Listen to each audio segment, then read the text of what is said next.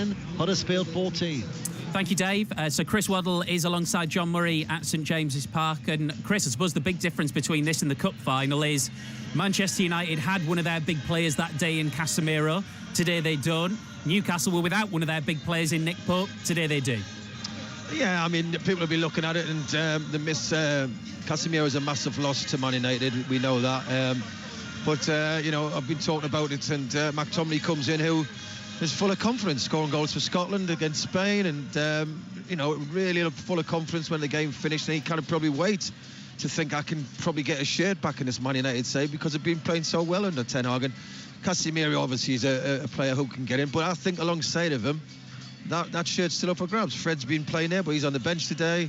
So McTominay might think, you know, if he can keep the performance level up he's doing at the minute, then he will get that shirt. And yeah, listen, the cup final's finished now. They've moved on. Newcastle will obviously want to win. They're at home. They want to get into third if they beat Man United. So there's a lot of things at stake. But, you know, Eddie Howe said, I think, that interview before, yeah, he thinks of the cup final still, but he gets it out of his mind very quickly. And you have to move on. They've used it in a very positive way in the end. I mean, obviously they were desperate to win that cup final, but the response to losing it's been fantastic. Yeah, they could have went the other way. I mean, they've had two games which, let's be honest, are winnable. Again, you know, the thing with Newcastle, I think, where you see with Man United and the other teams at the top, they beat teams by 4s and 3s and 5s, and Newcastle always seem to be 1-0, 2-1. It's always close games, and I think that's the one thing probably, if you're looking at to think what need to do to go to the next level, is convert chances they create. And you know, they've not really had a natural goal scorer. Callum Wilson, unfortunately, over his last few years had a lot of injuries, kind of get into the rhythm. But you know, he's extended now, and he scored 3-2 or 2-3, whatever it is. And he has a possibility of going on a run. But if you look at his history, he's never been an out-and-out goal scorer. So this is the problem for Newcastle. It's a significant shift, that, for Newcastle, John, isn't it? Callum Wilson was still very much the number one striker, even as recently as the cup final. But with the form that Isak has produced, he's sort of put himself there until he loses form, I imagine. Yeah, they've been very different, haven't they, when you've seen them? And I feel that's part of the attraction for Eddie Howe, that he did want a different kind of centre forward, if you like. And I mean, you see Isak, don't you? I mean, Chris, you and I have watched him, you know, in so many different places on the field compared to where you'd find Callum Wilson, coupled with the fact, of course, that Callum Wilson's on, for him, really poor run of form in terms of goal scoring. It's 1 goal in his last 15 appearances. So Isak has come in, and over the course, certainly these last couple of matches, you know, when he's got himself back after the long spell out that he had. Remember, he was out from September until January with the thigh injury. So now he started the last 2, scored 3 goals in those matches, and you know, really contributed to the overall team performance. I think watching him, though, I think there's a case for them in a game, maybe not the size of this game or the opposition, but against a lesser opposition, to maybe play him as a 10, Isaac, and play Callum Wilson ahead of him. It'll be interesting to see that, because he's very quick.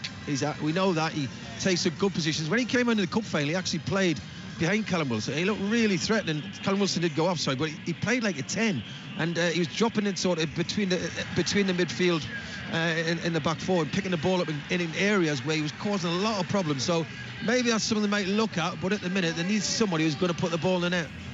We're going to talk more about Newcastle with Lee Ryder from the Newcastle Chronicle shortly. We'll also hear from Eric Ten Hag on Marcus Rashford. But first, let's check in on England-Italy in the Women's Six Nations. Nicola Goodwin. We've started the second half with a 6th try, this time to Tatiana Head, and she crossed easily in the end to make it 32-5, converted by Holly Aitchison.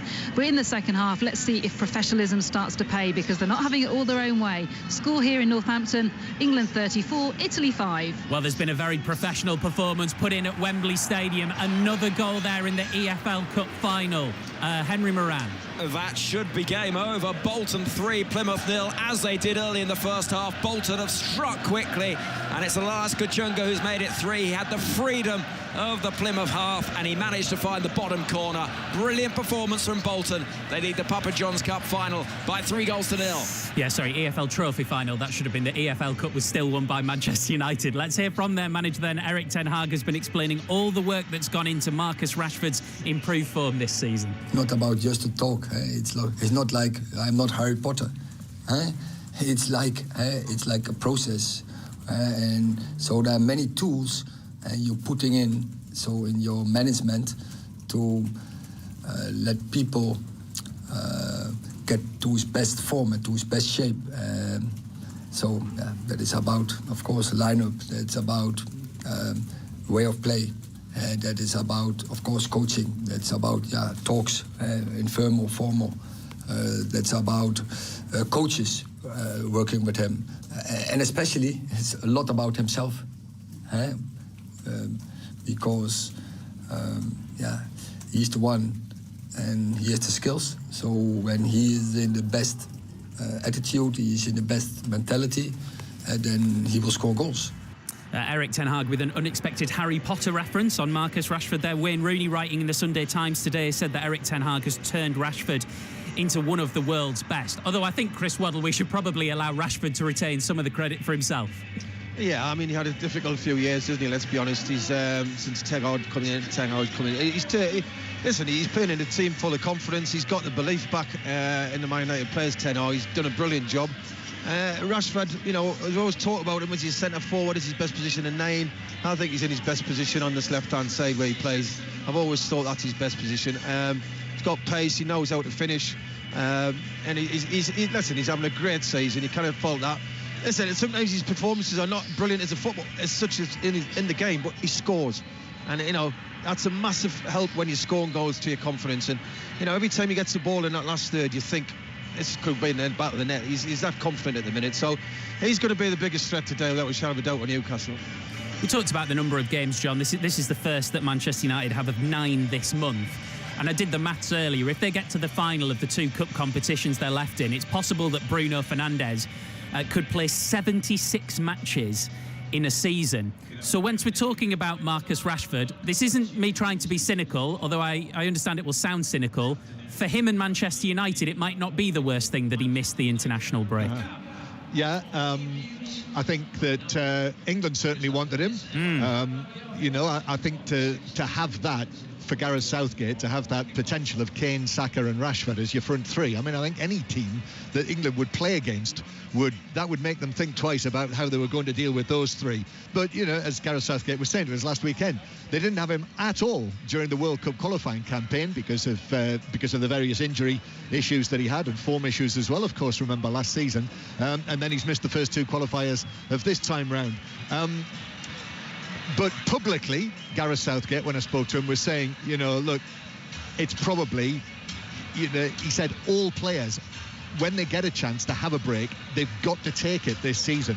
And off he went to New York, and we'll see how refreshed he is today for Manchester United, won't we? Yeah, and listen, Chris, if you take the England thing out of it, that's only going to help him in a season where you could be playing over 70 matches. Yeah, well, we talk about this every season, don't we, about players overplaying and playing every game, and we can see some players want to play because there's records at stake and they want to do whatever they can. But I think Marcus Rashford, it should be looked at that. He's played a lot of games in a small period of time for Man United, and the rest will do him good, not just for the club, but, no disrespect. Yes, Italy was always a hard game for him. I wouldn't say it wasn't, but they come through that.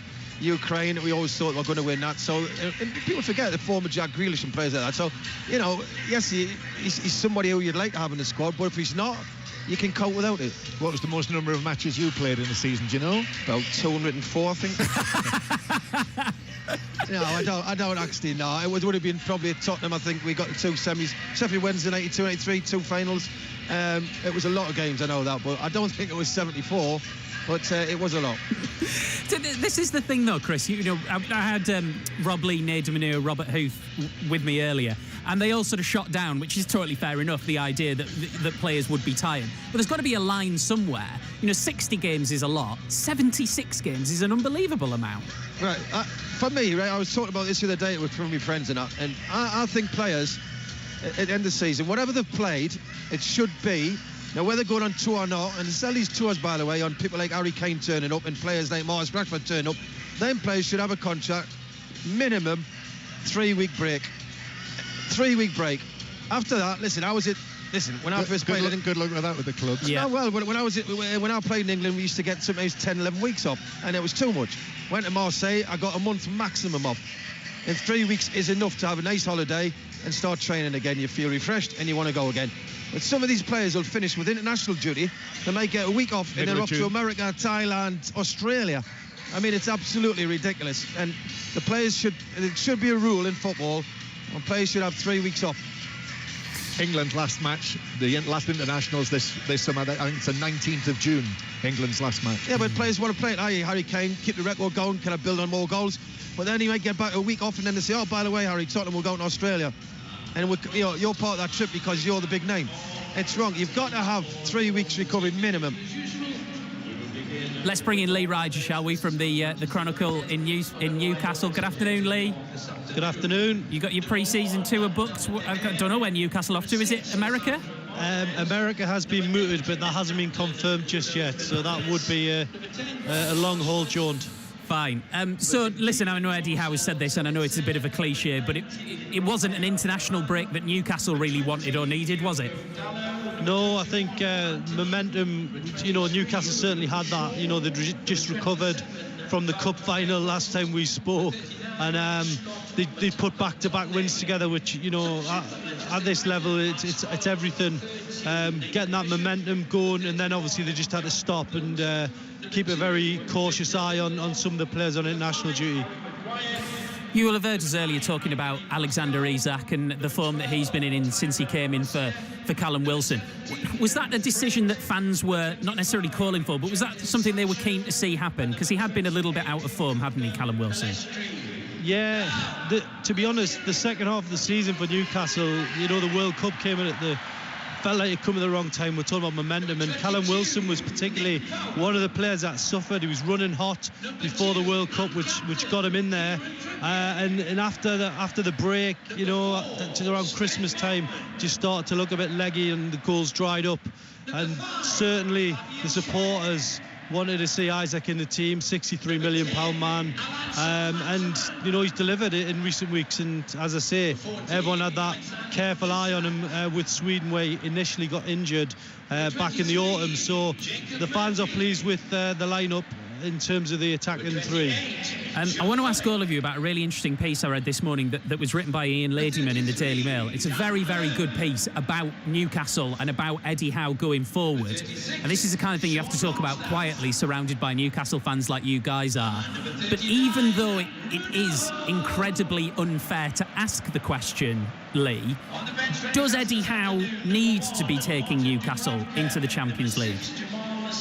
I think if you're looking at it from the owner's point of view, the ambition of the Saudis who've come in, Newcastle, we went over to Saudi Arabia before Christmas and we seen everything it was about, the skyscrapers, the illustrious settings, and they want to be at the Champions League table. So I think there is a little bit of pressure for him to get there. The accounts came out only the other day. £70 million loss. Newcastle need to start looking like they can make money elsewhere apart from it just coming in, from the unlimited supplies, if you like. So I think there is a little bit of pressure again in the Champions League. And as we all know, the Europa League can be a real strain on the squad. Does that pressure apply this season or next season, or both? Both, in my opinion, because it's uncharted waters for Newcastle. They haven't been to Europe for the last 10 years, and the next 12 games, it's crunch time, and today's the acid test, I would imagine. Chris? Well, I mean, if I was looking from the outside, I would say they've done a great job turning it around. I would give them definitely next season. I think the pressure will be on. I mean, I know people like to say the books and they want to brag and they want to say we're in the Champions League, and that might add to buying more players if they do qualify for the Champions League. So in Eddie's case, it's a bonus. But I've got to say, if you didn't get in the top four this year, I still think they've had a very good season. I know the Europa League is a strain. It's a bit of a pain, let's be honest. But it's European football, and the fans would love that. But Champions League must be the goal. Looking at the run-in, there's no reason why they shouldn't. And but yeah, I would say I'd be very. If they didn't think it, I wouldn't put them under pressure yet. I think next season, that's when he'll be judged. The first 3 months, if they get to a bad start, questions will be asked, definitely. I've just seen, John Murray, an absolutely brilliant banner. I mean, nobody does flags like Newcastle United fans, I have to say, but there's a glorious Bruno green and gold Brazilian flag somewhere inside St James's Park. he might be the kind of guy they need to think about, because, you know, we could talk about the manager, but what about the absolute star player in that team? If they're not playing Champions League football, it's going to be that much harder to hold on to him. Yes, I can see that banner. It's between the East Stand and the Gallagate, halfway up, waving away there. So I see what you mean. As for Guimarães, Bruno Guimarães, what I would say in answer to the earlier question as well is that this team that Newcastle start today, I think there are 6 of them. John, just stand by there 2 seconds, because we can hear live from David Moyes on Premier League Sunday with Nick Godwin. Yes, David Moyes is here. David, is it fair to call that a very significant victory for your team this season? I hope so, because you know, it wasn't a great game, but in the end we get 1 goal, they get none, and we got the 3 points. And when you're not in a great part of the league, then you've got to find a way of winning the games, and today we did. The goal was extraordinary in that you had to wait 3.5 minutes to know that it was a goal. How did that 3.5 minutes feel for you? Well, when we scored, I thought, great. I didn't celebrate, though, because I knew they would probably have a check on it. Then the linesman, I should say, put his flag up, and I thought, oh, well, this is probably offside and it's going to be called off. But as it dragged on, I thought it was going back in our favour then, and in the end, Anthony Taylor, who was fourth official today, just said to me, says the goals it's given. So it was important for us, because it was very little in the game. We hadn't started the game particularly well, so getting in front gave us something to hang on to. Meant that Southampton came on to us a little bit more in the game, but we had some opportunities to get a second and we didn't quite take them. How difficult is it when you're in the situation you're in, when you've got this really precious lead, to kind of keep it, even though the crowd are getting anxious, maybe some of the players are getting anxious, you might be getting anxious? Well, we are anxious because we've probably been in this position 3 or 4 times already this season, but a lot of it's to do with, you know, we've got 2 games in hand. We tend to play European games on Thursday night, so it means that we don't play till a Sunday. So quite often all the results have gone on the Saturday, so we are behind the pack a little bit. So we have to get used to it, and I have to give the players a lot of praise, because, you know, they have to deal with the pressure, they have to get through it. Today wasn't the most prettiest game we've played, but ultimately the result was really important. And I don't know if you look at the league table, but you've jumped up to 14th. It just shows what a crazy division it is at the moment. I'll probably look at it now. I don't know if I was looking at it before, but the fact of the matter is it's good that we're moving up. We would like to be a lot higher than 14th, and our expectations are to be much higher than that. But we are where we are, and we have to make sure that we stay away from it. But once again, you have to be out of it at the bottom of at the end of the season, I should say, not just now. And we have to try and make sure that we pull ourselves away from it. David Moyes, thank you. Thank you. David Moyes live there on Premier League Sunday. Back to St James's Park. Lee Ryder, we have to say goodbye to you in a second, so you can go and get your seat before kick-off. But just before we do then, look at that Newcastle bench. Suddenly, at this important part of the season, a bit of strength in depth there. Yeah, absolutely. I was surprised Joe Linton was left out today. I thought he would go straight back in. So for me, that was a possible gamble. But Anthony Gordon on there as well. It is looking strong if things start to go negatively, which we hope doesn't happen. Excited to see more of young Elliot Anderson as well, who's on the bench today. Lee, thank you very much. Cheers, Lee guys. Ryder there from the Newcastle Chronicle. There has been another goal at Wembley. One-way traffic, Henry Moran. Just past the hour mark, Bolton 4, Plymouth 0. Corner from the right-hand side, nodded home by Gethin Jones, who looked to the heavens. A really beautiful moment as he remembered his mother, who passed away recently, and it has been some day for Bolton Wanderers and their supporters. Bolton 4, Plymouth 0. Let's go back to Franklin's Gardens in the Women's Six Nations. England, Italy, Nicola Goodwin. 8 tries here so far, and the last 2 have gone to Abby Dow. England now starting to show their dominance. England 46, Italy 5. To Super League, Huddersfield, Salford, Dave Wood. Salford 10, Huddersfield 22. Owen Trout's second try of the game for Huddersfield has put them in some luxury. It's Salford 10, Huddersfield 22. Right, the teams are in the tunnel at St James's Park. Absolutely massive game in this Premier League season. Newcastle United and Manchester United, they go again. And Chris Waddle is with correspondent John Murray. Yes, thank you, Steve. 35 days on from the Wembley final. We've got a spectacularly sunny day here on Tyneside. Spring is in full colour all over the northeast of England, whether you're on the Cheviots to the north, whether along the Tyne Valley to the east, or whether up on the magnificent sandy beaches of the Northumberland coast. The sky above, it's like the Caribbean, but inside St James's Park, as you'd expect, it's all black and white. And a huge flag is being unfurled now in the Gallowgate end as the teams walk out onto the pitch. It's going to cover the whole height of the inside of the stand, over all of those spectators in there. And right in the middle of it is the famous Magpie logo, written across the top, Newcastle United Football Club. And it's just about fully unfurled now in the Gallowgate end. And if I turn to my left, they've done the same thing in the lower tier of the Leazes end as well. And in the middle of that, it reads, "We are Newcastle," with a flying magpie right at the top. Chris Waddle, your old club, they've outdone themselves for the visit of Manchester United. It gets better every time I come here, I tell you. You see a lot of flags and scarves today, but today that is just amazing. The Gallowgate and the Leazes end, I mean, full length of it as well. I don't know what all the names are about. Is it not the season ticket holders? I don't know. I'm trying to read some of the names. Yeah, they've got names. They've got names written across all of the length of the banner on both sides. If you can imagine the black and white stripes, the names are written across the white stripes in there in their words. So whatever it is, there will be meaning to it, no doubt. If they get into the Champions League, what on earth are they going to do in the Champions League before the match? They'll come up with something. So here we are, Newcastle United against Manchester United. It is 5th against 3rd, and Newcastle have steadied themselves with their 2 wins in the 2 matches immediately before the internationals. Manchester United, of course, as Newcastle United know only too well, the winners of the Carabao Cup this season, and chasing success on 3 fronts. They've already got 1 trophy. It's possible there could be 2 more. But remember, St James's Park this season, Newcastle have lost here just the once, the visit of Liverpool in February. Yeah, I was at the game. Newcastle played all right that day as well. Again, didn't take the chances. They had, I remember they had about 20 corners and they could have scored from about 14 of them, but they were very dangerous set pieces that day. But Man United know, listen, Ten Hag's got this team very confident. They know what to do. I think you'll see Man United play on the counter-attack a lot today. They'll let Newcastle have the ball, bring them on, exploit the gaps, and obviously straight away you think of Marcus Rashford. I'd like to see a little bit more from Anthony on the right, taking players on more than just passing it, but we'll see what happens. Newcastle will be very confident today.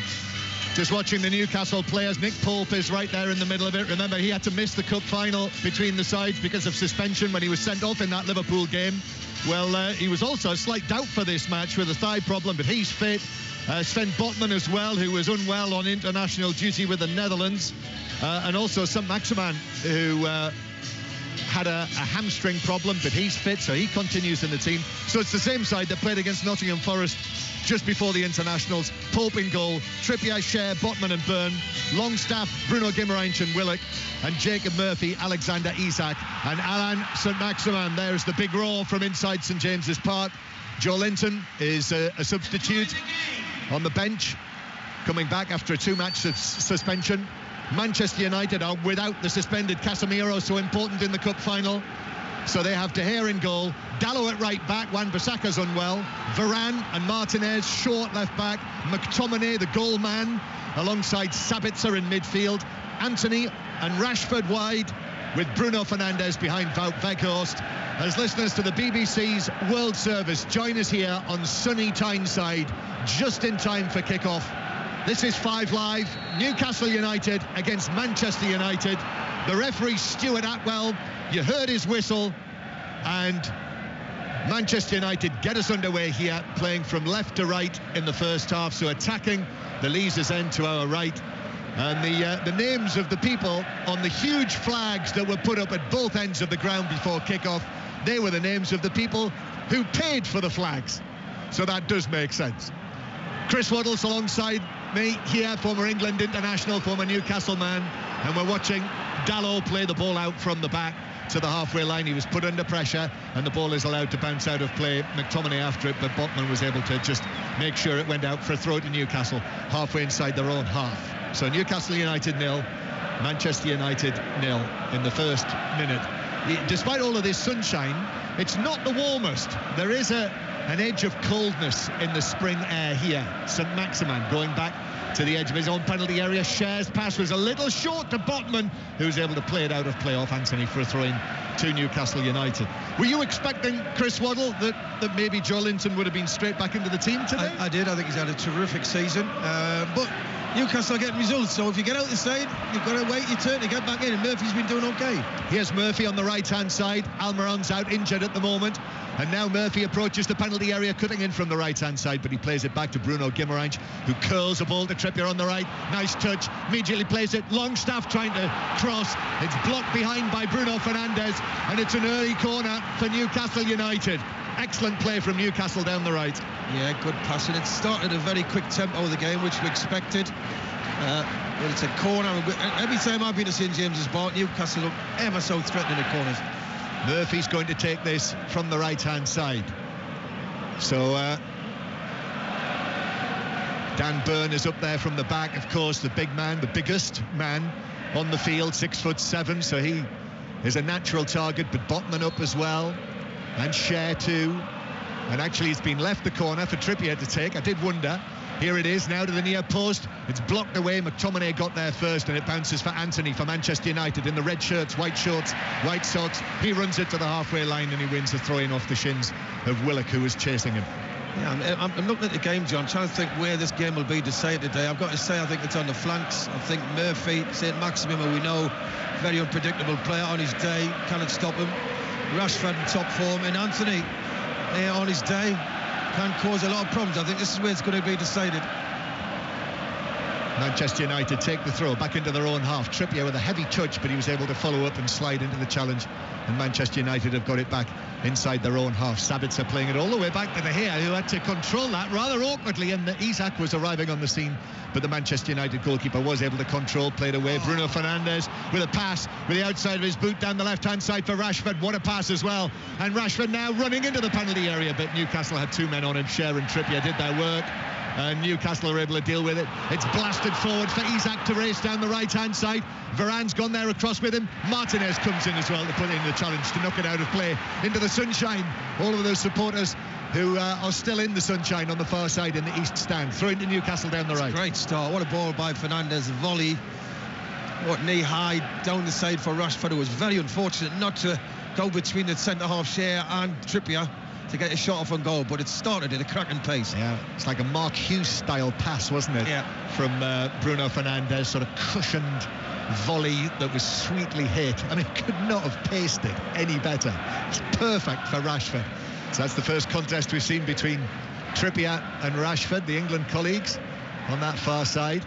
McTominay now playing the ball back into his own half. Has to be absolutely brimming with confidence, Scott McTominay, after his 2 international matches. 4 attempts on goal, 4 goals. Here is St Maximin now running for Newcastle. Willock on the left-hand side as well with him. Willock angles it. That's asking an awful lot of Dan Burn, who can't get there, and Dalot is able to play it out off the legs of Burn as he arrives, and it's a goal kick in front of the Leazes end. Well, I think Willock comes into this left-hand side quite a lot, and really, when you've got St Maximin playing, just leave that area. You know, go 20 yards inside of him if he needs to. If you need to, he's got 2 on him, 3 on him. He might use the ball. He might need you inside. But Willock's gone on the outside of St Maximin. Obviously, they lose possession. So a goal kick to Manchester United. After we've already brought you West Ham's dramatic win, actually 1-0 against Southampton earlier, which means that West Ham are out of the bottom 3. In fact, they're up to 14th, and Everton have now dropped into the bottom 3 as a result of that scoreline. 6:06 later, I'm sure you'll want to talk, if you're a Leicester fan, about the sacking of Brendan Rodgers today. But here's McTominay through the middle for Manchester United. It's blocked out to Sabitzer, and then a stretch from Willock. Willock in again against Sabitzer, and Newcastle with Bruno Guimaraes. He passes it forward, but Varane was able to step forward, prevented from reaching St Maximin. Sabitzer now with his hair tied up at the back of his head. Anthony beats Burn. Anthony flicks it through to Sabitzer on the right. Sabitzer's ball across. That was blocked by a diving Botman, who did really well, actually, because it opened right up for Sabitzer on the right side of the penalty area. But Botman was quickly in, and Newcastle break away. Murphy on the right-hand side. Murphy's got support there. Manchester United were quickly back into possession. Manchester United defending. Trippier with the cross, deep to the back post, headed across by Isak, bounces down. Longstaff couldn't get the shot in. A flick from him. Bruno Guimaraes is in there, and then it fell to the feet after the block for Martinez, who was able to clear it away. Oh, what a game. What a start to a football match this is. Anthony did brilliant. He should have shot from Issa Bitse. He tried to pull it square. He should have shot. Remember, Newcastle have still got the tightest defence this season in the Premier League. Just 19 goals conceded.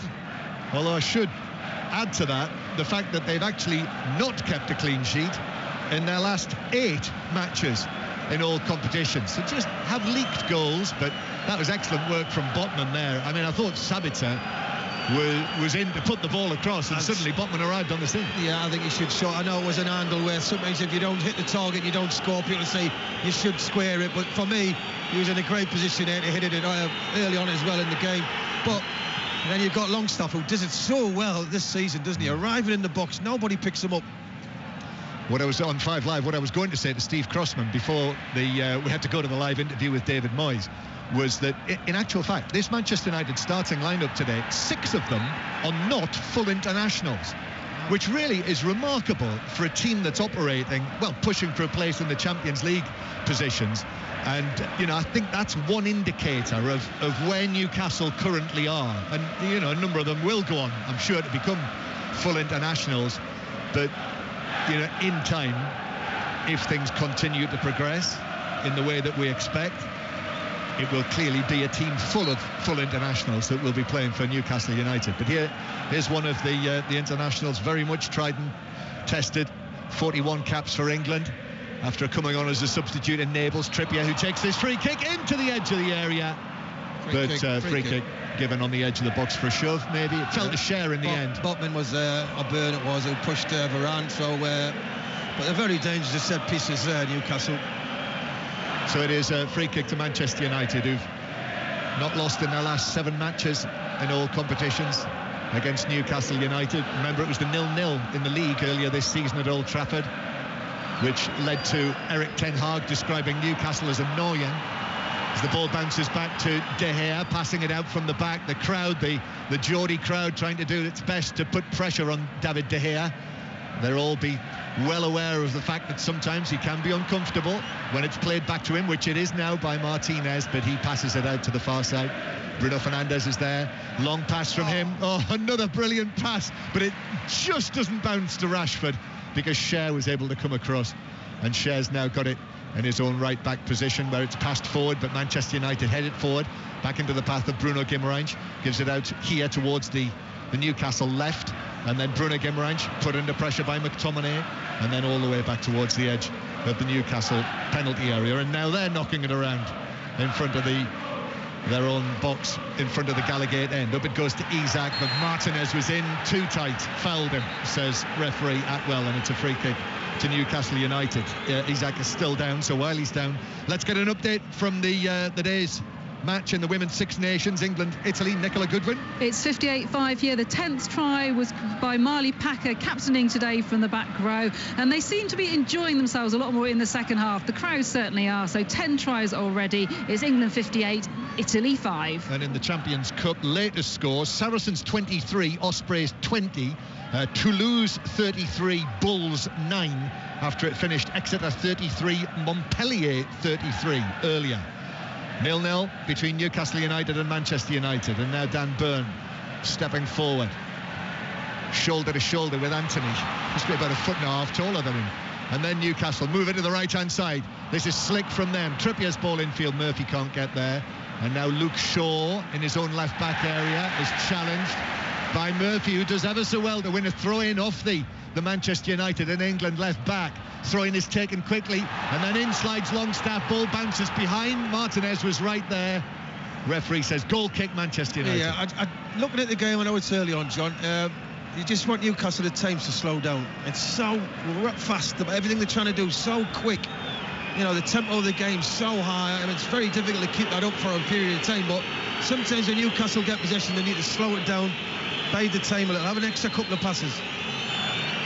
So it is a goal kick to Manchester United, and again De Gea is taking a long time over the taking of this, and Newcastle are onto this, and I think if it was the referee who refereed England against Italy last week, I think De Gea would already be booked in this match.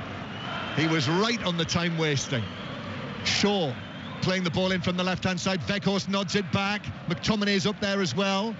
But also for Newcastle was Botman, who was able to move into position and just pass it away. And then Bruno Guimaraes, lovely footwork from him to beat Wout Weghorst. They enjoyed that, the home supporters, as it's played up to the halfway line. Varane got there first and chips it forward and out of play. The crowd cheer was for a nutmeg by Guimaraes on Bruno Fernandes? No, it was Weghorst. Oh, there's another one on Burn. There is. Anthony's away from Burn to the edge of the box. Weghorst shoots into the side netting from the right side of the box. That was another opening for Manchester United. Lovely from Anthony. Brilliant by Anthony. I like to see him do that more. Sometimes he gets the ball and he does all his tricks, but he doesn't go anywhere and he just lays the ball up there. Lovely nutmeg on Dan Burn, wasn't it? And Weghorst did the right thing. Unfortunately, he didn't hit the target. And did you see the two of them as Anthony and Dan Burn were just walking away together? Anthony patted him on the back. There was a little acknowledgement from Dan Burn. It's a long way to go, by the way. You can just imagine Anthony going. Yeah, definitely. So let's keep an eye on that one. Yeah. That is David and Goliath, those two. As the goal kick is taken by Nick Pope, who slips. It is Newcastle 0, Manchester United 0. Long pass from the back from Martinez. This bounces into the path of Anthony. Here we go. Anthony and Dan Burn again. Anthony tries to go around the outside. Burn stretching. Just about stopped him. Comes back to Dalot. Deep cross from him to the back post. Trippier was underneath it. Heads it away, and Rashford will allow it to run out of play for a throw to the visitors on the left-hand side. 10 or 12 yards back from the corner flag. Luke Shaw looks as though he's agreed a new contract, as has been widely reported this week. Manchester United have not yet confirmed the signing of it, but seems straightforward, that decision, as Anthony now twists away from Burn just in front of us, and he's gone down off the pitch, Anthony, claiming that he's been caught by Burn. No, sorry, not for me. At first he wanted the free kick. Wow. He's put his hand on the back of his head. He put one hand on his chest, Dan Burn, and another on the back of his head. And Anthony is. We should play the game, John. He's off the pitch. Play on. Yeah. This is a great battle already, by the way, Anthony and Burn. Fantastic. Anthony's winning it at the minute. Oh, look, he's up. You know what, that sponge, I don't know what they're putting in it. Say what, they should sell them by the thousands, shouldn't they? Yeah. Dubonnet and lemonade. I don't know what it is. Miracle cure. Dalot with the ball on the halfway line. And you're right, Chris. Play could have resumed there. Anthony was off the pitch. I think he said he's going to resume it. He jumped up and ran on. Newcastle United 0, Manchester United 0. That's Chris Waddle with us. It's 5 Live Premier League Sunday. BBC World Service with us as well. Listen also, if you're on the move on this lovely afternoon, via BBC Sounds, just look for 5 Live on BBC Sounds. Here's Burn now, carrying the ball forward. Sabitzer comes across. Here's St. Maximin on the left-hand side. St. Maximin then twists up against Sabitzer, ponytail bobbing, and then infield from St. Maximin. Bruno Guimaraes pass to the edge of the area. Murphy, nice touch. Longstaff chips it across to the back post. Varane got his head to it first. St. Maximin couldn't get the bouncing ball under control. He's got it down now on the St. James's Park pitch, and now infield. Still going, St. Maximin being followed all of the way by Dalot. Plays it across square to Bruno Guimaraes, just outside the D. A flick from Murphy, and then it breaks down. Manchester United bring it away. They're claiming that Bruno Guimaraes was fouled late there. The referee, I'm not sure if he saw it. If he did, he decided that the play had gone, and Bruno Guimaraes has run towards the referee and stopped, and then given a shoving motion. I don't with think his the hands. ref saw it, to be fair. I think he followed the ball, but it's a cracking game, by the way. High tempo, end to end. Newcastle come again, still 0-0. Ball played down the right for Murphy. Murphy with a clip, headed by and saved by De Gea. Comes out for St. Maximin, but Dalot got there first. Good save by David De Gea, who got it well. Was it Isak in the middle with a header? Yeah, it was. I mean, so easy. There was no pressure on the ball. It was so easy for Newcastle to put it in the box. Stood it up. He should score. It's a great reaction saved by De Gea, but he should score. Excellent work from Murphy. And here he is again, Murphy in the box, playing it. It's deflected right across the 6-yard box, and it's picked up by De Gea. So there we are. This high-tempo, all-action start to the start of this match. And there's the first save. Isak, who got up there, and the follow-up as well. So Isak, with the initial header, he's 5 yards out. De Gea diving to his right made the save. It took a deflection back into the path of the goalkeeper, and it's actually a double save. Willock with a rebound should score. They should score on that. Good chance. It's a cracking game, as I say. Both teams are not sitting back. And now Manchester United with Bruno Fernandes through the middle, but Newcastle cut that out, and Bruno Guimaraes is bringing it forward. We are going to go to the Super League match in a moment, but it's all action here. Still 0-0. On the right-hand side, Murphy, high crossfield pass. And Alan Saint-Maximin chests it down. Saint-Maximin now approaching Gallo, still going, cuts to the right, back onto his right, goes for the curling shot, and De Gea goes down to his left to save. And he'll hold on to it. So I think we can now safely bring in Dave Woods from Salford. Salford 16, Huddersfield 26, a full-time score. Neither at their sparkling best, but a couple of tries for Owen Trout, helping Huddersfield to a deserved win. They leap up to 6th position, overtaking Salford in the table. Salford 16, Huddersfield 26. Incidentally, the current choice of listening on Sports Extra is the Champions Cup Rugby Union match between Saracens and Ospreys. So that is on 5 Live Sports Extra right now, where Saracens lead Ospreys by 30 points to 20. And Bruno Fernandes up to the edge of the penalty area to the right to Anthony. Anthony's left-footed ball across has fizzed all the way across the penalty area and beyond the far post for a goal kick. That was a shot, John.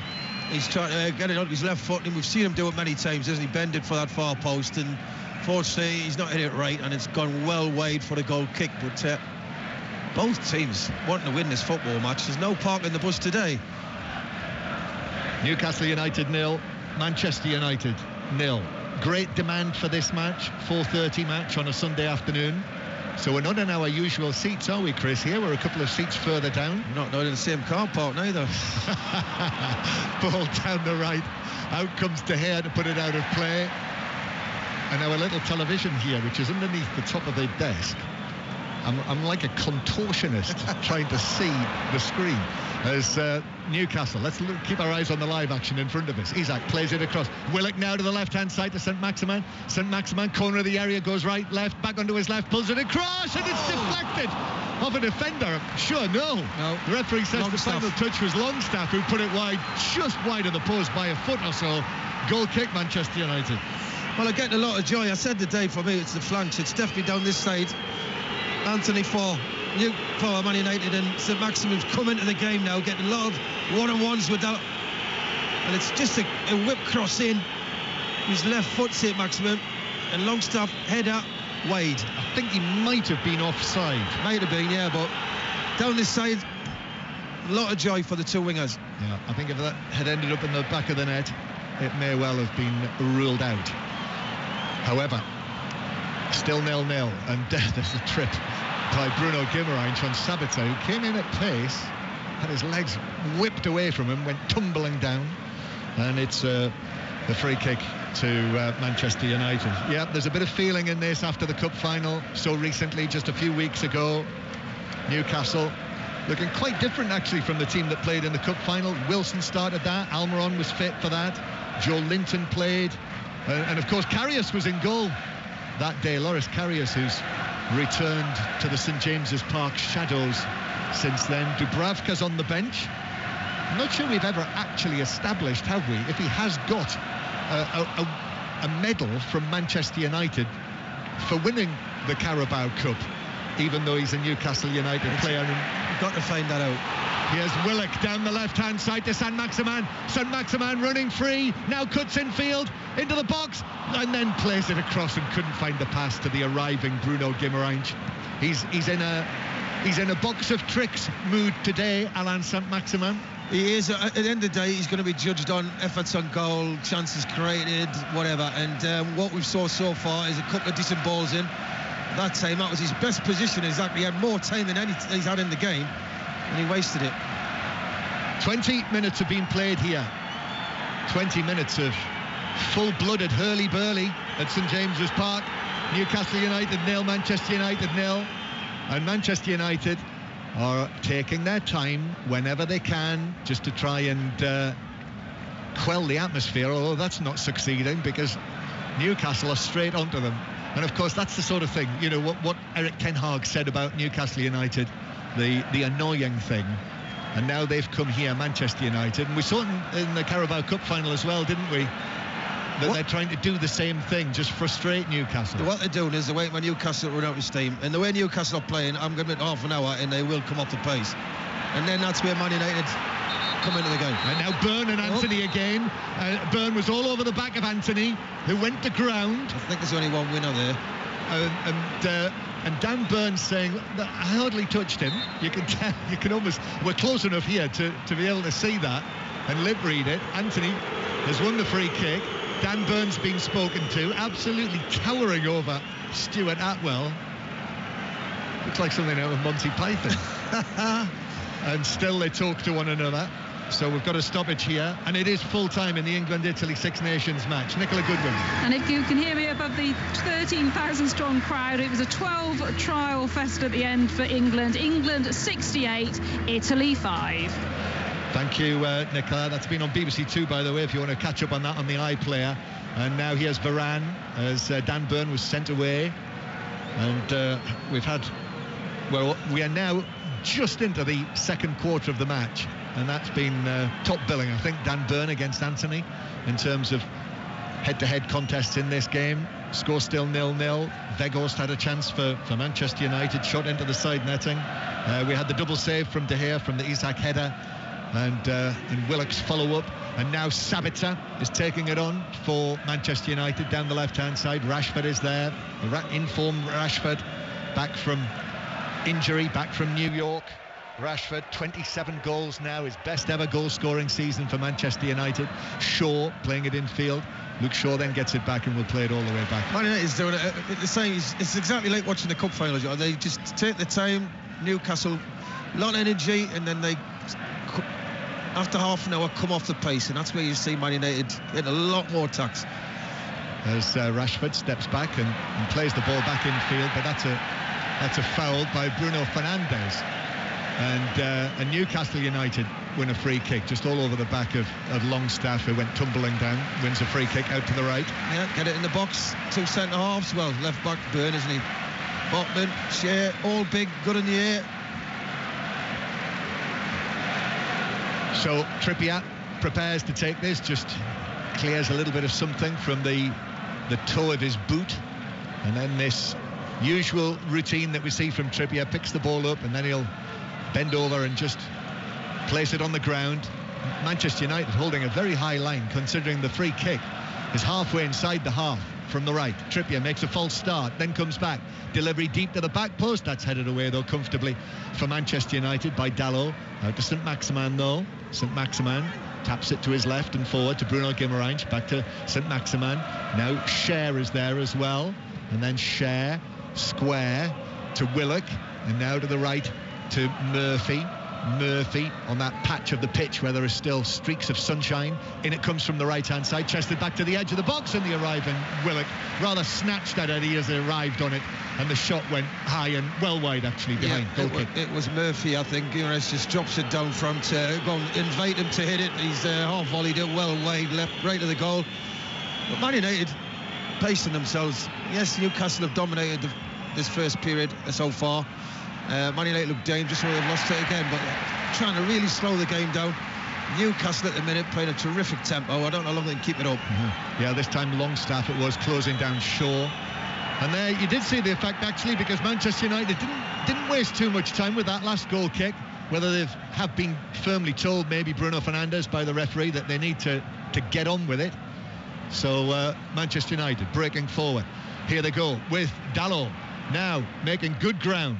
Guimaraes and St. Maximin with him, and then Dan Byrne leans into Rashford, who went down, and Rashford has stood up, show that he's knocked his boot off. Rashford has now stood up and thrown his boot to the ground in frustration. Eric Ten Hag's pointing and making his views clear to the referee, and indeed the fourth official as well, just down in front of us, and they are adamant that Rashford was fouled there by Dan Byrne. No free kick given. Newcastle continue to come forward in the other half. and Bruno Guimaraes in little challenge by McTominay, and then Murphy. Bruno Guimaraes went down late. He might have been caught late there by McTominay off the ball. Referee's allowing it to go, and then Trippier's in very firmly on Anthony, who's just swapped to the left-hand side for the time being, and it's out for a throw. He wasn't going to give the Guimaraes one because he didn't give the Rashford one. He thought, I didn't give that one, so 1-1. But to be fair, looking at it from here, John, I didn't think it was a foul on Rashford, even though he threw his butt to the ground. Point made, though. So Newcastle United 0, Manchester United 0, and let's get the news on what is another glorious day for Bolton Wanderers at Wembley Stadium. Henry Moran. Full-time, Bolton 4, Plymouth 0, 2 goals in each half, enough for a side who just 4 years ago so nearly went out of business, a century on from their famous FA Cup win at the old Wembley. Close to 80,000 here, the highest attendance in Europe this weekend, watching Bolton win the Papa John's Trophy. Highest crowd in Europe. That's amazing, isn't it? Unbelievable. I wonder how close it is to the highest crowd in the world this week. Well, somebody now will be typing into somewhere asking that. So almost 80,000 at Wembley, and that is amazing. How many stadiums are bigger than 80,000 in the world that were used this weekend? Yeah, good point. So Barcelona must be away this weekend. Rashford playing it forward, and it bounces forward for Botman, who's able to play it away. And now Burns got a little bit of space, plays the ball down the line, but Saint-Maximin won't reach that. And Dalot plays it back to goalkeeper De Gea. So yeah, I'm sure that on 5 Live on 606 on the phone in, Robbie Savage and Chris Sutton will definitely want to be hearing from Bolton Wanderers fans after that. And amazing, really, 100 years on from the first cup final at Wembley Stadium, the FA Cup final in 1923, that Bolton Wanderers have gone back there and won the cup final. Amazing. Incidentally, a new book out this week, Field of Dreams by Nige Tassel, which is an excellent looking book, which has stories about many of the big games at Wembley over the last 100 years, so keep an eye out for that. Here's Varane, who plays the ball back to Dalot in the right back area, who will pass it back to De Gea on the edge of his own penalty area. Feels like almost the first lull in the game. Still 0-0. Sabitzer playing it forward. It's very hard, John, to keep that pace up. Newcastle have just slightly come off it now. Man United basically have sat deep the whole first half, having inviting Newcastle on, trying to hit them on the break. They've had a couple of moments. It's all been Newcastle in possession. But Man United have dealt with them very, very well, and now they're feeling the pace. And there's a foul given Newcastle's way on the halfway line for McTominay's challenge. Bruno Guimaraes, he doesn't look best pleased with referee Atwell, does he? The referee was talking to him and he was kind of turning his head the other way. Saint-Maximin now is leaned into by Dalot, and that's a free kick on the halfway line. And Saint-Maximin climbs to his feet and walks away. So a free kick that Dan Burn is going to leave to Saint-Maximin, who passes it back to him. Newcastle going backwards to the edge of their own penalty area. Botman knocking it across the box to goalkeeper Pope. Right-footed ball forward from him. Pope, who's not kept a clean sheet in his last 7 appearances. Flicks the ball now, Martinez to his left to Varane. And Manchester United with it in the centre circle with Bruno Fernandes. And Bruno Fernandes is knocking it back into his own half. In the Women's Super League, latest is Leicester City 2, Reading 1. That was the 3 o'clock kickoff today. Sports Extra later, we'll have commentary on Aston Villa against Chelsea in the Women's Super League. Arsenal beat Manchester City 2-1 earlier, Everton 2, Tottenham 1.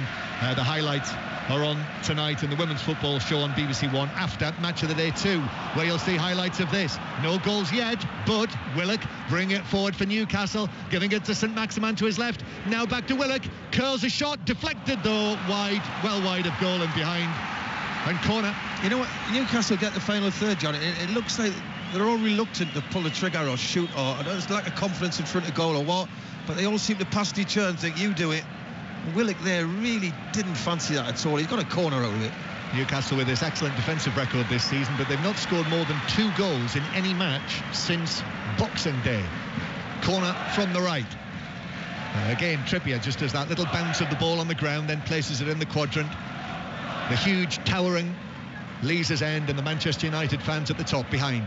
Trippier takes this now high to the back post, headed away by Varane, doesn't clear the penalty area, so no messing from Shaw, just volleys it, whacks it straight out of play for a throw. Got to be a free kick on the goalkeeper, that, hasn't it? Standing with his hands on his hips. He cannot move. He's De Gea now putting both hands in the air, looking at the referee. Throw-in taken for Newcastle, still 0-0. Willock out to the right-hand side, little ball infield from Trippier. Now out to Murphy on the right. Murphy, he's done well in recent matches. Jacob Murphy, who's been, he's been a substitute more often than he started a match this season. The Newcastle United number 23 started 10 matches now, come on as a substitute in 23. But in for the injured Almiron, and he's looked bright. Newcastle out from the back. Trippier playing it forward. Longstaff is there. Longstaff, who has gone down under the challenge of Martinez, and eventually the free kick is given Newcastle's way. Rashford got involved as well. Quick free kick taken by Newcastle. Trippier, Longstaff's over the halfway line, over there on the far side. Trippier making ground ahead of him to his right. Longstaff instead comes into Bruno Guimaraes, rather bounced up from him. So he went back to Longstaff. Now Trippier again on the right-hand side. Bruno Guimaraes then lifts it forward, sort of scooped it forward, but Martinez was able to deal with that on the edge of the box. And Manchester United have got it back. The bearded Bruno Fernandes brings it forward again. Touch from Sabitzer. Then Rashford inside his own half. He curls the ball forward from Bruno Fernandes. Returns the favour that he's received several times in this match. And Bruno Fernandes with a cross to the back post. Shot from Dalot. It's deflected off Botman, but that took the pace off it. And it looped up above Pope's head. And he was able to catch it. Fantastic movement by Man United there. Rashford's pass to Fernandes on that left-hand side. Gets it just outside the corner of your box. And there's lovely way across here. Dalot should have done better there. Willock. He's actually in a tight position there, Willock. But some nice footwork, took it away from Sabitzer. Still Newcastle United 0, Manchester United 0 from the BBC on 5 Live in the World Service. And here's St Maximin forward of the halfway line, playing it to the left-hand side to Willock. It's Willock up against Sabitzer this time. Willock still going, shoots low, takes a deflection, which took it across the box. Could have gone anywhere, but it ran into the path of Martinez. And then Wout Weghorst is all over the back of Botman. And he went down, and the referees played an advantage. Byrne took it forward. That was comical. And now Guimaraes forward from Trippier. Murphy just outside the box. Murphy turning. Martinez has gone with him, and he's won the corner. Murphy off the shins of the Argentine. Corner to Newcastle. I'd say Newcastle's dominated possession, and they've got round the box on numerous occasions. Apart from the one save from De Gea, they've really troubled the goal. Man United have dealt with them very well. Corner taken short this time. Murphy then to Longstaff, back out to Trippier. Trippier's ball across from the right is headed away by McTominay. No one back there, and Willock had to get there ahead of Anthony, but he did. And so Newcastle will go all the way back to Pope in the goal to our right. So still 0-0. Last time Newcastle beat Manchester United was the game when Matty Longstaff scored the goal on his Premier League debut in front of the Gallagate end. He was here for that one. He nearly took the roof off the Gallagate end, that one, but that was back in 2019. Ball in field. Here now, Murphy carrying it forward. Left-footed, that's nice to Isak. Left-foot shot, but that's blocked inside the penalty area by Varane. And it bounces out for McTominay, who will bring it forward and pass it to the feet of Rashford here on the right-hand side again. Rashford turning it one way and the other. Byrne, who's seen off Anthony, now he's got to take on Rashford, and Byrne tackles back and puts it out of play. You enjoyed that, Dan Byrne? I loves it, didn't he? He's very passionate. Geordie boy, playing for his home team, loves it. And it has finished Saracens 35, Ospreys 20 in the Sports Extra commentary match in the Champions Cup. So Manchester United with Varane, still 0-0. Varane bring it forward and then playing it to Anthony, who's now appeared again on the right-hand side up against Byrne. Left-footed early cross this time towards Bruno Fernandes. Trippier was retreating, got up well actually and headed it away, prevented it from reaching Bruno Fernandes, but Manchester United fortunate, get it back. Varane's pass to the edge of the area, that was dealt with by Newcastle, who will bring it away. St Maximin though sliding, pass from Longstaff was behind him, couldn't get there, deflected it out. Manchester United with a throw. Half-time approaching, 10 minutes to go. Remember, Manchester United was in the latter period of the first half in the Carabao Cup final, wasn't it, where they scored those 2 goals to take charge. And we're into the last 10 minutes of this match now in the Premier League here at St James's Park on this sun-kissed Tyneside afternoon. Sabitzer playing a pass to Rashford into the area. Bruno Fernandes, challenge from Cher. Bruno Fernandes has gone to ground saying that Cher fouled him inside the box, but Cher has played it into Bruno Fernandes and it's bounced behind for a goal kick. Well, to me, it looked a very good challenge. He comes through, I'm sure they'll be looking at it. But to me, it looks like he plays the ball. Yes, he does. In my eyes, he does. Bruno Fernandes has not got the best screen in front of him, let's be honest. Yeah, he's played the ball. Now he's arguing, he's up. And now Bruno Fernandes is having words with Cher. And Bruno Fernandes, something's been said there, and Bruno Fernandes is running away to the referee now with his palms apart, and he's still talking to the referee, puts both hands to his temples, turns away. There's a little hop from him. Not sure what that was about, but that was from they were talking to one another at close quarters. I wonder if Cher said, yeah, I did kick you.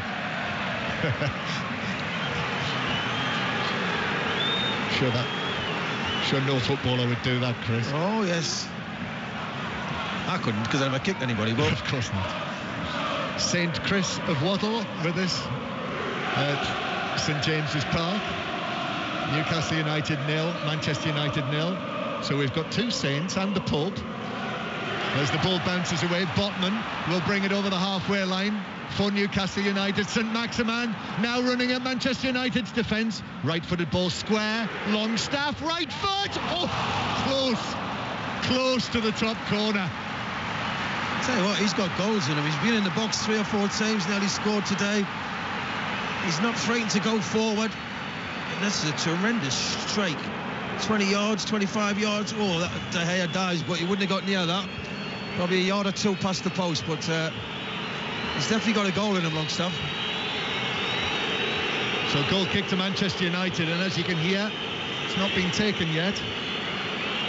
That was an excellent right-footed effort from Longstaff. That was inches wide of the top left corner, or centimetres if you prefer. Leicester City have beaten Reading by 2-1 in the Women's Super League. 0-0 here in the Premier League. We'll have more on West Ham's 1-0 win against Southampton at half-time. Celtic 2-0 winners at Ross County in the lunchtime kick-off, so that is 15 wins in a row now for Celtic.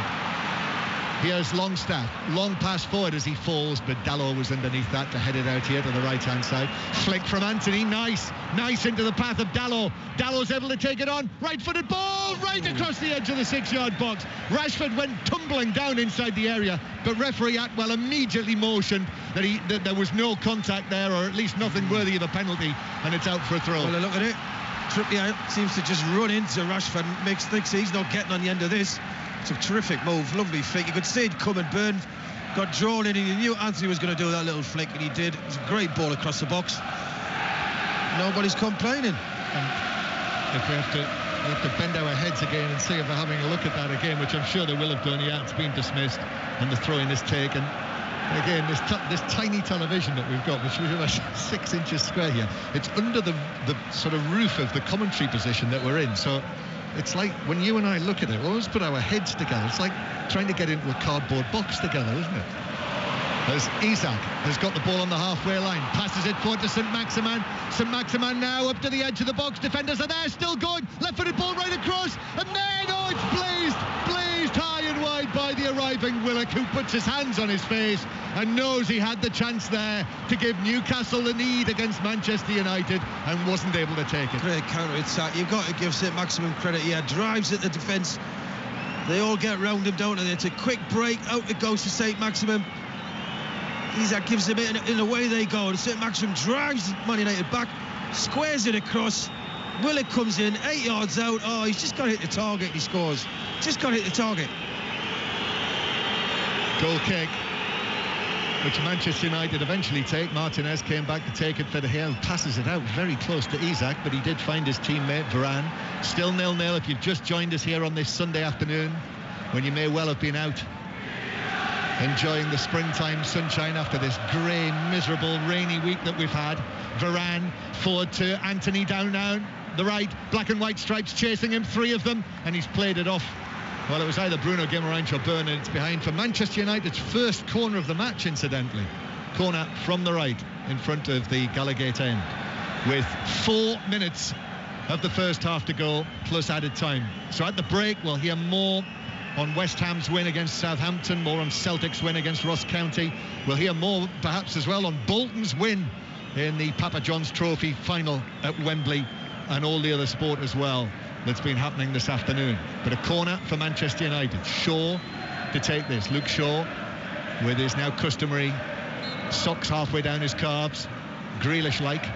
Shaw plays it into the back post, and then Anthony on the volley, a sort of fly kick volley with his left foot, but wide of the target and into the Gallagate end. Eddie Howe, I'm not really pleased with that. Just before half-time, wasn't it? Just a basic corner. He stands up the far post. There's nobody near Anthony, and he gets a free volley on his left foot, which really he should be trying at least hit the target for me.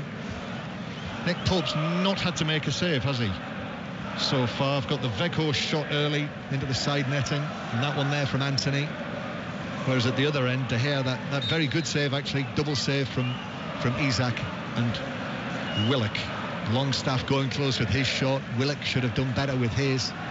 Chris Waddle here with us, 62 caps for England, once Britain's most expensive footballer, and we're watching St Maximin now. St Maximin taking on Dalot, but then cuts back, then goes again on his left foot, back onto his right, now to the edge of the box. Isak with a shot, that's blocked, back to Isak, shouts for handball, it bounces down, referee's not interested, and Sabitzer is bringing it away for Manchester United. Bruno Fernandes now in between 2 Newcastle players. It's Anthony up against Byrne again, all eyes on these two, but Anthony has a look at him and then turns and gives it back to Dalot on the halfway line. Varane in his black gloves. I did say there was a bit of a chill in the air. Varane, then a high pass out to Anthony, who, that's a poor touch from Anthony. Wasn't able to get it under control, which is unlike him, and it's out for a throw. Yeah, he's had a good first half, though, and he's been the best outlet for Man United down the straight-hand side. Not seen a lot of Weghorst, and Rashford had a couple of occasions, but not a lot. You've got to say Newcastle have been a better team in the first half, but they do play the tempo, Newcastle, where Man United seem to manage a game very well. 0-0. Anthony now with the outside of his boot trying to find McTominay. Bruno Guimaraes was there, bounces for McTominay. Might have been a handball from McTominay as it bounces forward and through. I think he knew it, actually, McTominay, and it's through for a goal kick. So Newcastle United 0, Manchester United 0 on this Sunday afternoon. Next Sunday afternoon, Liverpool against Arsenal. That's what you'll hear at this time next week.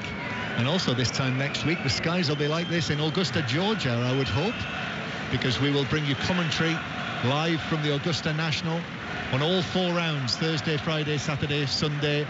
And Mark Chapman will be there with us at the Augusta National, and we'll have a big preview programme as well on Wednesday night. Lots of midweek football as well mixed in with that. And also Thursday evening, we've got commentary on the finalissima, the women's finalissima between England and Brazil at Wembley. So that is on Thursday night on 5 Live. Half-time approaching. We're in the last minute of the first half. We'll see the 4th official, Michael Salisbury, in a moment or two, but Jason Tindall and Eddie Howe are in discussions down there on the edge of the 6-yard area. No goals so far. So many of the matches here at St James's Park this season have been tight affairs. I've actually drawn 5 matches in the Premier League here this season, Newcastle, but just the one defeat, that defeat against Liverpool. Their only defeat in their last 18 home matches in all competitions. Manchester United clear it away on the edge of the box. The official has indicated a minimum of 1 minute stoppage time to be added. There you are. 1 minute. From the echoing public address system at St James's Park. Ball's out of play for a throw-in to Manchester United, level with the edge of their own penalty area. As Chris Waddle's been saying, the tempo has been almost relentless in this first half. Shaw takes the throw to McTominay. McTominay then back to Shaw, who passes it forward to Sabitzer, who also was one of the players doubtful for this match after a problem on international duty with Austria. He goes down. He was just a little trip in there by Longstaff. Free kick, Shaw to take. 15 seconds of the minute to play. Sabitzer goes back to the edge of his own penalty area. 0-0 between the sides when they met in the Premier League earlier this season at Old Trafford, and still no goals between them in the league. Dalot infield to Varane, long and left-footed from him, and that's it for the first half. 0-0, and entertaining, Chris Waddle, despite the lack of goals. I've enjoyed it. Newcastle caught the blocks very quick. Man United looked dangerous on the counter-attack. Newcastle had a lot of possession. Just maybe had a couple of more passes, slow it down on occasion, and definitely in the box have a little bit of composure. But Man United carry that threat. You can see Man United nicking a goal on the break, but it's been an excellent first half. So there we are, here at St James's Park. Newcastle United 0, Manchester United 0. Heck of a half for a 0-0 though, Chris. Pretty wasteful in front of goal, mind you. Yeah, well, that's the unfortunate. I mean, you're looking at it, it could be, 3-2, 3-1. Newcastle's had glorious chances, great chances. Man United have had a couple themselves. You just look at Man United and they seem to be managing the game a lot better. They take the sting out of it, they slow it down. Newcastle just play one speed all the time, and it takes it out of them. You can see the last 10 minutes here, Newcastle come off the pace. Second half, they'll probably come off with 15-20 to go, and that's where the subs will be key. But Man United, they're good at managing games, and they'll know what Newcastle's about. Newcastle need to score goals, and this has been the big problem. Yes, they score 1 or 2, and they've got a great record here, but they don't score enough goals when they get the chances. Were any of those Newcastle misses glaring? Yeah, I think Willock should have scored, at least hit the target. This is amazing. It's very easy for somebody to say, score. Football's not like that, and you have to accept sometimes that nobody's perfect, and if you took every chance, what would the score be? But there's occasions at this level of football where you actually think at least hit the target, and both teams at times have been poor for that. It's all rolled on by the fans, John Murray, isn't it? They're setting the tempo in the stands. They are, and the interesting subplot to this is this whole feeling that there's a bit of niggle between Manchester United and Newcastle now after what was said by Eric Ten Hag about them being annoying. So we've seen lots of periods in the first half where Manchester United have tried to slow it down, and the Newcastle United fans are immediately onto them. So there's that going on as well. Always used to be the case that as well. I don't mind a little bit of edge between these two, Chris. No, listen, it's a big fixture. Newcastle Man United, it always has. The atmosphere is brilliant. The tempo of the game was great. And listen, first goal, as they say, it's a cliche in it. First goal is so important, but there should have been goals. It's people look at the result who haven't been watching this or listening to it, will be thinking, two teams cancel each other. No, it's not been like that. This has been a very good first half, good level of football. Chris, John, thank you very much indeed. Chris Waddle, John Murray at St James's Park. Great first half, that, no goals. Newcastle 0, Manchester United 0. Of course, we'll bring you second half commentary. We've got reaction on the way shortly as well to West Ham's win over Southampton, which has lifted them out of the bottom three. We'll hear from West Ham keeper Lucas Fabianski and the Southampton manager Ruben Sellers. Southampton bottom of the table after that. Robbie Savage will join us as well to look ahead to 6:06. Leicester fans, Bolton fans, you'll both want to be in touch, I'm sure, for obvious reasons. We will do all of that after the news on 5 Live with Carl Hartley. Listen on BBC Sounds. This is BBC Radio 5 Live. Thanks, Steve. More than 100 coaches are still waiting at the port of Dover, where there have been long delays for the past 3 days. Queues at French border control and bad weather have been blamed for the disruption. Some passengers on coaches had to wait more than 14 hours to board ferries. The Independent's travel editor is Simon Calder. They've got to stamp your passport. This increases the transaction time, and I think even with everything working well, a coach takes 20 minutes to process. They have 300 coaches through on Saturday. That adds up to an awful lot of waiting, as we saw. Labour have criticised Suella Braverman's accusation that local councils run by the party had in the past turned a blind eye to sex abuse by grooming gangs. The Home Secretary insists planned legislation making reporting suspected abuse a legal requirement will deter inaction. A humanitarian group say 2 of the 3 British men being held by the Taliban in Afghanistan have spoken to their families. The Presidium Network say the calls have brought great relief for their families. The Home Office have told the BBC they're in negotiations to get them released. Progress is said to have been made in securing the release of those 3 British men. And school bosses who run more than 200 academies in England say Ofsted must rethink how it carries out inspections. They've warned that the watchdog is failing to take account of the impact of the pandemic on poorer communities. Ofsted says it aims to carry out inspections with sensitivity and professionalism. BBC 5 Live, the voice of the UK. If the cost of renting is rising fast, if many renters are finding it difficult to make their payments, if a growing number of landlords are quitting the sector. What is the state of rental health in the UK? Radio 4 and 5 Live take an in-depth look at a rental market under pressure. Hearing stories from those directly affected, alongside analysis of how it impacts us all. And exploring solutions that could ease the strain. Rental health on BBC Radio 4 and 5 Live. 5 Live's Premier League Sunday with Steve Crossman. Newcastle 0, Manchester United 0. Second half commentary on the way from the Premier League. Let's get some reaction to some of the big stories of the day. In rugby union, England made it 2 wins from 2 at the start of the Women's Six Nations with an emphatic 68-5 victory over Italy. 4 tries for Abby Dow, 3 more for Jess Breach, helping the Red Roses to the win. Sarah Byrne was player of the match. Here she is with Sonia McLaughlin. Well, Sarah, many congratulations. I think our commentators today rather enjoyed your all-court game. Was it a deliberate tactic to have you out in those wide-open spaces a little bit? No, obviously we've lost a few key players. It's not generally where you put your tight head. But I knew I love ball carrying. I really enjoy it. So, yeah, I had the opportunity to go into those positions today and I just absolutely loved it. That's me. That's where I like to light up. So, yeah, hopefully I can play a few more games there.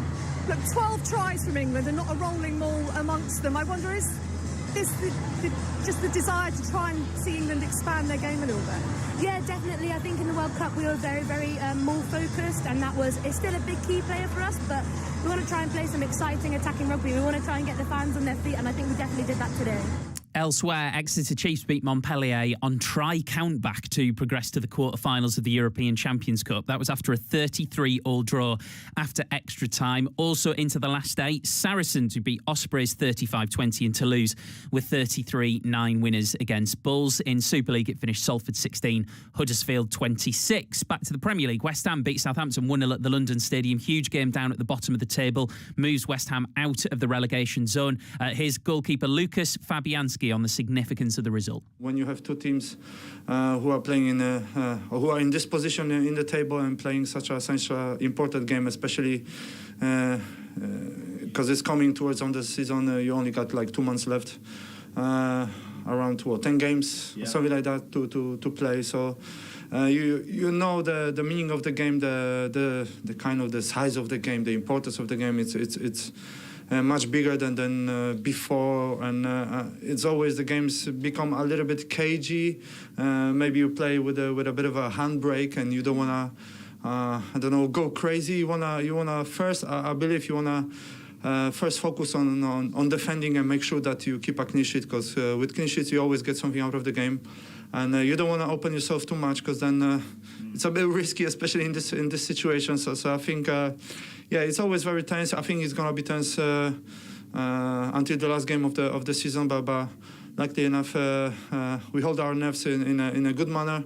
We managed to win the game, so I think that speaks as well a lot about the character of the team. West Ham 14th after that, Southampton still bottom, and 3 points from safety. Their manager Ruben Selles said his side just couldn't find their feet after going behind. I think we started the game well. I think we controlled the game for the first 25 to 30 minutes until that set plays happened, and I think even that action we need to solve it better.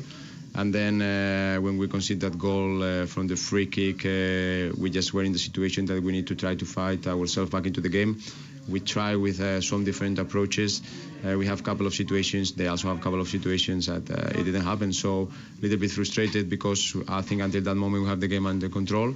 But it's fine margins in the Premier League, and unfortunately were not for us today. it was such a strange moment. It was such a big moment as well. You had this long wait before the goal was confirmed. Do you think it had an impact on your team, the goal and the nature of it? Well, I will not say that, because right now it's quite natural that the VAR is taking. I spoke with the referee and he told me that they were checking some different angles because it was not clear if it was onside or offside. So I don't think that was especially the case. We are ready to compete after those situations. If are for us, good. If it's not for us, then we need to fight ourselves back. So I don't think it was a big thing, that waiting time. That's Ruben Sellers into the Women's Super League. Big win for Arsenal today. The title race taking another twist. They beat Manchester City 2-1 at Meadow Park. Arsenal are second in the table on 38 points with a game in hand over Manchester United, who are top of the pile on 41, having played 17 games. Let's hear from the Arsenal manager. Here's Jonas Eidevall. Every 3 points is important at this point, especially against a very, very strong Man City. I said to their manager before the game that we played a lot of good teams this season, but no team has played that well as Man City did on their academy stadium when we played them in February. So we know they're not one of the teams that's here now in the end of the Champions League, but they're definitely a top European side. So I rate this win very, very highly, especially given all the circumstances that we have.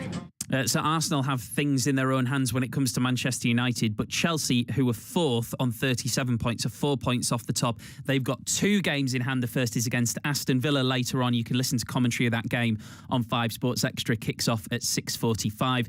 Everton scored a 94th minute winner to beat Spurs 2-1. And Leicester got a huge 3 points against Reading. Scoring in injury time moves them off the bottom, only 1 relegation place. So that's a big result for Leicester City, of course. Big story with Leicester's men's team today. Brendan Rodgers has been sacked after 4 years in charge. I'm sure Leicester fans will be calling 08085 909 693 to speak to Chris Sutton and Robbie Savage. Hi, Rob. How are you, Steve? Yeah, I'm all right. How do you feel as a Leicester man about that? Mixed emotions, really. I think Brendan Rodgers has been unbelievable for Leicester. 2 fifth-place finishes, winning an FA Cup. And I'm sure in his time at Leicester City, Steve, he probably had options to go elsewhere, but he stayed loyal to Leicester. Results this season, haven't been good enough. I think they've got the lowest points since the continuation of the Premier League after the World Cup. Second bottom. That defeat yesterday was huge blow. So is it the right thing? It was a caller on 606 last night, said Brendan Rodgers had to go and put Mike Stowell in charge at the end of the season. Well, I'm not sure about that one because Mike Stowell has been part of Brendan Rodgers' backroom staff. So, personally for me, if you're a team, I'd like people to stay loyal to me as a manager. And, if one goes, you all go together because it's a collective thing, but inevitably the manager takes the responsibility. So the big question is now, have they got a plan? Who are they going to put in charge and who do Leicester City fans want, Steve? 08085 909 693. The tightness at the bottom obviously doesn't help because Leicester are second bottom, 25 points. But let's say they win yesterday, they beat Crystal Palace, they're level with Wolves in 13th. And if that happens, he's probably not been sacked this weekend, has he? And you know what, Steve? The short-termism in management and the Premier League, I think there's only, since the start of the season, 8 managers who have kept their job in the Premier League, which is quite remarkable. So, that's where if you've got an opportunity as a manager to move to a bigger club, but you stay loyal to the one you're at, where's the reward for that? That's the big question because inevitably you will get sacked as a Premier League manager or a manager, but the time's getting shorter and shorter and shorter. I've been through it this season, Steve. Here, at Macclesfield, I've sacked one manager and one left by mutual consent. I'm on my 3rd manager. It's very, very difficult. It's this is not a decision that the board of Leicester would have taken lightly at all, especially what Brendan Rodgers has done. I've parted ways with 2 managers where we were top of the league, Steve. You won the league, didn't you? Yeah, we won the league. So inevitably, you do it with the best interest of your football club at heart. So if Leicester stay up, does that mean it's the right decision? 100%. Yeah. Because 100%. Listen, I would have got absolutely hammered, Steve, if we hadn't won the league, by getting rid of 2 managers top of the league. It's a big decision for not just yourself, but your family, because the criticism you could come under. So if Leicester stay up, it will be the right decision. I bet you want to hear from Bolton fans today as well after that win. 4-0. Oh, amazing. Do you know what? We were just looking because I saw a tweet saying, it was the highest attendance in Europe, and the production team have done the work, and it is. So more than watch Real Madrid at the Bernabeu today, more than watch Bayern Munich at the Allianz yesterday. Amazing. Wow, yeah, unbelievable. You know, there's some fantastic footballers and football, you know, in the lower division. They've won the EFL trophy today. You know, I'm not going to mention Neil Warnock 4-2 against Middlesbrough yesterday. Steve, appreciate you for not doing that. What a win that was. But listen, we got loads to talk about. The big talking point will be as well Newcastle against United today. I know Chris wouldn't like that, but you know, if Manchester United win, it just goes to show there's only one United, isn't there, Steve? 08085 909 693. Have a good one, Robbie. Thank you. Lines open now for 606. Newcastle United against Manchester United. Second half commentary on the way. Other story of the day: Max Verstappen winning the Australian Grand Prix, but not the story of the race, which was stopped 3 times, finished behind a safety car. Verstappen called it a bit of a mess. Alonso called it stupid.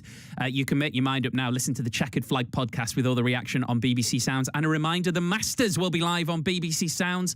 Play starting on Thursday. Commentary across 5 Live and 5 Sports Extra. Those are the sounds of St James's Park. John Murray, we've had a message in for you from Hulston. Says, John Singh, Newcastle in early April is just like the Caribbean. Has made my afternoon. I said the skies looked like the Caribbean. No, that's not how it's been interpreted, John. just like the Caribbean. It doesn't feel like the Caribbean. It is actually cold. I've got scarf and hat on. But no, thank you, Steve. The players are out. The players of Newcastle United and Manchester United. No changes at half-time. Although just the way that the Newcastle players were talking to Anthony Gordon, who's one of the subs, as he was coming off the field, kind of suggested that we might see him before too long in the second half. But sorry, Chris. Sorry, John, I can say that because I'd say Maximum's doing well. It's just his end product again. So there we go. Second half begins. That's Chris Waddle. Newcastle United 0, Manchester United 0. And Newcastle kicking off, black and white stripes, black shorts, black socks, and they're attacking towards the Gallagate end, which is to our right. And Newcastle with Pope in goal, Trippier, Cher, Botman and Byrne. The established familiar back 4, Longstaff, Guimarães and Willock, the midfield 3, Murphy on the right, St Maximin on the left, and Isak as the centre forward. And Manchester United, De Gea in goal, Dalot at right back, Varane, Martinez and Shaw, McTominay and Sabitzer, Anthony, Bruno Fernandes, Rashford and Weghorst. And Newcastle winning a free kick near the left corner of the box. St Maximin just chopped down, and it's a free kick just outside the left corner. Dalot, he's all over him and lunges at him, and it is a free kick. It's a good position early in the second half. Very good position. Kieran Trippier is in discussions with Dan Byrne and Cher as they walk forward. They'll have something in mind for this Newcastle.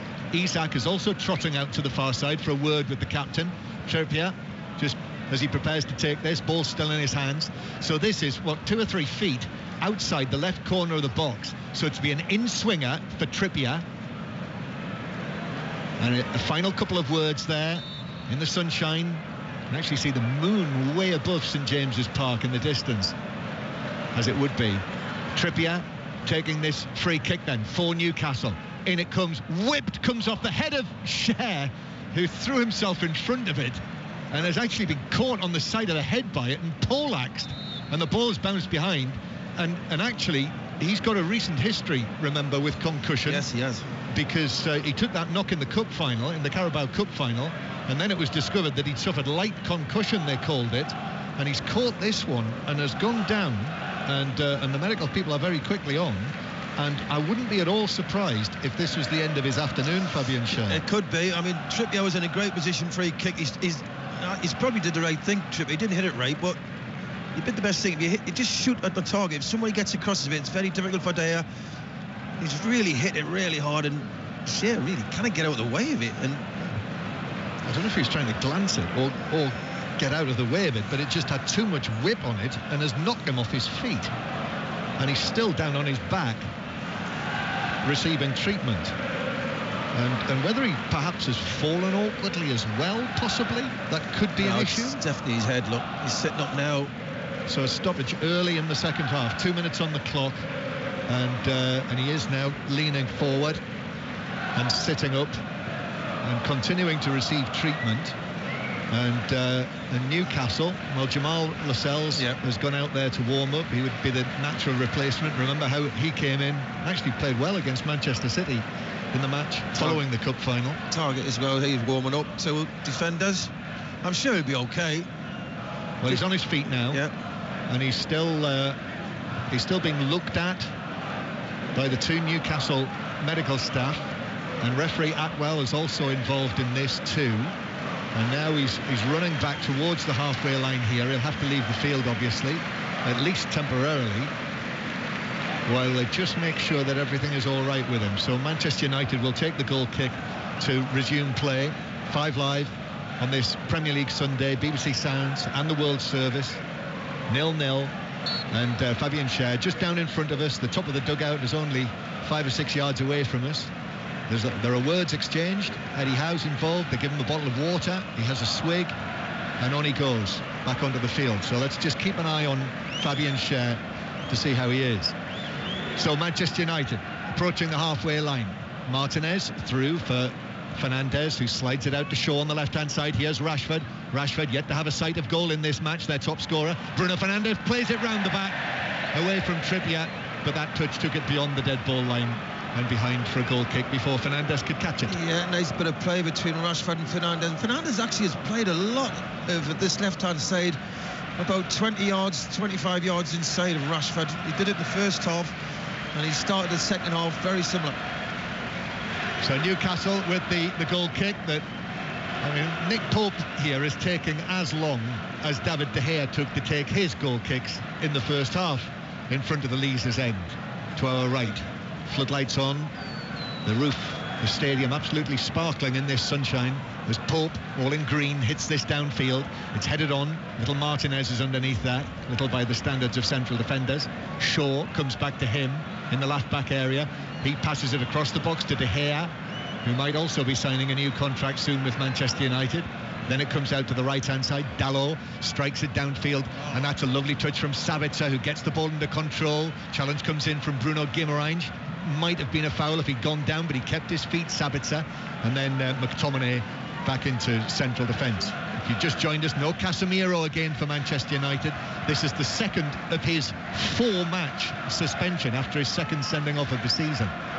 McTominay now, tall, hair blonde, shaved at the sides. McTominay plays it square. Martinez now through the middle. That was cut out by Willock. It bounces forward for Bruno Guimaraes, who crosses the halfway line and then gives it to St. Maximin. St. Maximin running at the Manchester United defence into the penalty area, cuts it back to Guimaraes. Square from him. Willock just outside the box to the right. Square again from him, but that was slightly behind Dan Burn, who had to backtrack. And St. Maximin now takes up possession again on the left-hand side. Turns and faces Dalot. Takes him on, beats him on the inside on his right foot, then couldn't slip the ball into the penalty area. Anthony was there. There's a little step over from him as he tries to run it away. It's almost like an involuntary reaction, Anthony, to do a step over on the ball as soon as it comes into his possession, and it's eventually put out of play for a throw-in near the halfway line. So still 0-0, Chris. It hasn't started as quick as I thought it would, like the first half. It's just come off the pace slightly. Newcastle obviously on the front foot more than Man United. Man United is just waiting for an opportunity. They're very patient the way they're playing. They're not throwing a lot of bodies forward. They're taking their time. And Newcastle, eventually, the way they play, will run out of steam. So the lines are open now for the 606 phone in on 5 Live. 08085 909 693 to book your call. And if you're a Bolton Wanderers fan who has been at Wembley today, you'll want to shout about it. And certainly Leicester City fans as well, after the news today that Brendan Rodgers has left his job at Leicester City. Robbie Savage, obviously, as a former Leicester City man, will be keen to hear your thoughts. So 08085 909 693. Newcastle with a throw just down in front of us to our right. Trippier to take this. Can clearly, we're so close here, can clearly make out the tattoos on his forearms. Kieran Trippier waiting and waiting. Eventually takes that throw, and Schär turns under pressure from Weghorst to pass it all the way back to Nick Pope. Back out to Fabian Schär again. Lifts a pass forward onto the chest of Murphy. Martinez in with the challenge. Bruno Guimaraes challenged by Sabitzer. The referee says play on. Guimaraes still down. but Murphy taking it forward for Newcastle in the absence of the injured Almiron. And now St Maximin giving it on the left-hand side, running at the Manchester United defence again. Dalot beats him, gets the cross in, but the cover was there from McTominay at the near post in the 6-yard box to head it behind for a corner. Well, his end product has not been the best, I've got to say, St Maximin, but he's been the most lively player in a Newcastle shirt going forward. He's always picking it up, he's always looking to commit, the full-back Dalot. It's just his end product at times let him down. So corner to Newcastle from the left. Jacob Murphy is going across there to take it. Thunderous applause in that section of St James's Park for him as he arrives there to take it. So it'll be an in-swinger from Jacob Murphy. Manchester United with 2 defenders next to Botman and Cher near the penalty spot. Isak is there as well, just on the edge of the 6-yard area. The corner is actually taken short to Bruno Guimaraes. Now square. Trippier arriving. Trippier lifts it back into the box. And it was, I think, the final touch off Isak near the dead ball line. Couldn't get it back across. And it ends up going out for a goal kick. Good corner. Well worked. It was definitely off the training ground, wasn't it? Very well worked. It was just unfortunate with Trippier's pass just overhit it. Interesting one, though, wasn't it? To take a shot and then the arriving Trippier is a sort of scoop over the top from him. 0-0. Manchester United take the short goal kick. Varane clears it up to Anthony, lost out to Byrne, and it finds its way to St Maximin again. And once again, St Maximin off and running, gives it across the box. Bruno Guimaraes trying to turn, was dispossessed by Bruno Fernandes, and he in turn released McTominay, who's already 7 or 8 yards inside the Newcastle half. Anthony's ball in field, that was intercepted by Willock, and Newcastle United have got it back. Very tight at the moment, very tight between these two sides, who are separated by just 3 points in the Premier League table. Tottenham in between them. Tottenham, another of your old clubs, will play tomorrow night. After all of the upheaval there over the course of recent weeks, Tottenham go to Everton, who are now in the bottom 3 again after West Ham's win earlier.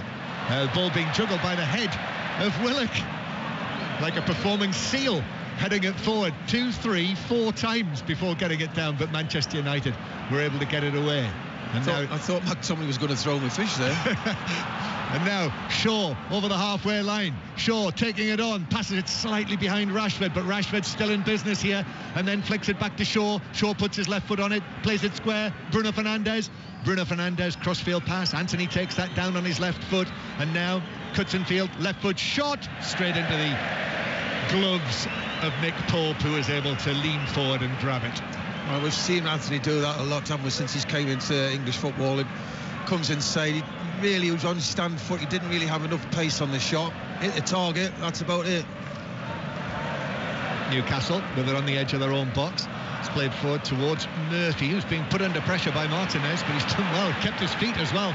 Martinez still chasing him out to the left-hand side, uses St Maximin, and then Martinez in with a challenge to make sure this time and put it out, tackle it out of play for a throw-in. Ball boy in a yellow bib appears and tosses the ball back to Dan Byrne to take this throw-in. Still 0-0, and across comes Bruno Guimaraes to make himself available. Byrne takes the bouncing throw to Isak, takes it down, controls it off the top of his knee, and then back into the centre circle. Now Cher will take it on, and it opens up, and Cher shoots wide. Tell you what, John, that wasn't far away. De Gea couldn't see, I don't think, and it just flew past him. It's hit advertising buzz. De Gea puts his hands out as if is anybody going to close him down. He hit it from, 22, 23 yards out. And it flashed wide by a foot, maybe. Yep. Maybe something like that. It was a good effort. I mean, he can do that. We've seen him score some real spectacular goals. And David De Gea, as you say, Chris, he ended up actually putting his hand above his eyes, a bit like, Captain Cook or Lord Nelson all those years ago, looking for ships, because no one charged down, no one closed down Cher. Here's Botman in front of his own penalty area. Botman. Great noise inside the ground. Manchester United's fans, thousands of them, way up high. If you've ever been to St James's Park, you'll know where they are.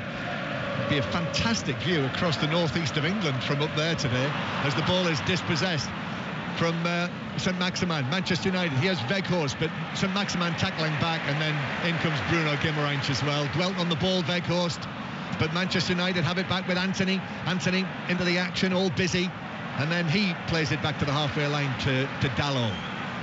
Anthony Martial's back on the bench for Manchester United today, 2 months out, but I think it's Jadon Sancho actually who Eric Ten Hag, I think they're both coming on, and Martial. I think you take Weghorst off. He's struggled today, I've got to say. He works hard, the lad, he's very honest, but technically he's not the best, is he? And probably, I'm going to see him taking Rashford off. He's putting Sancho on. It must be for Anthony.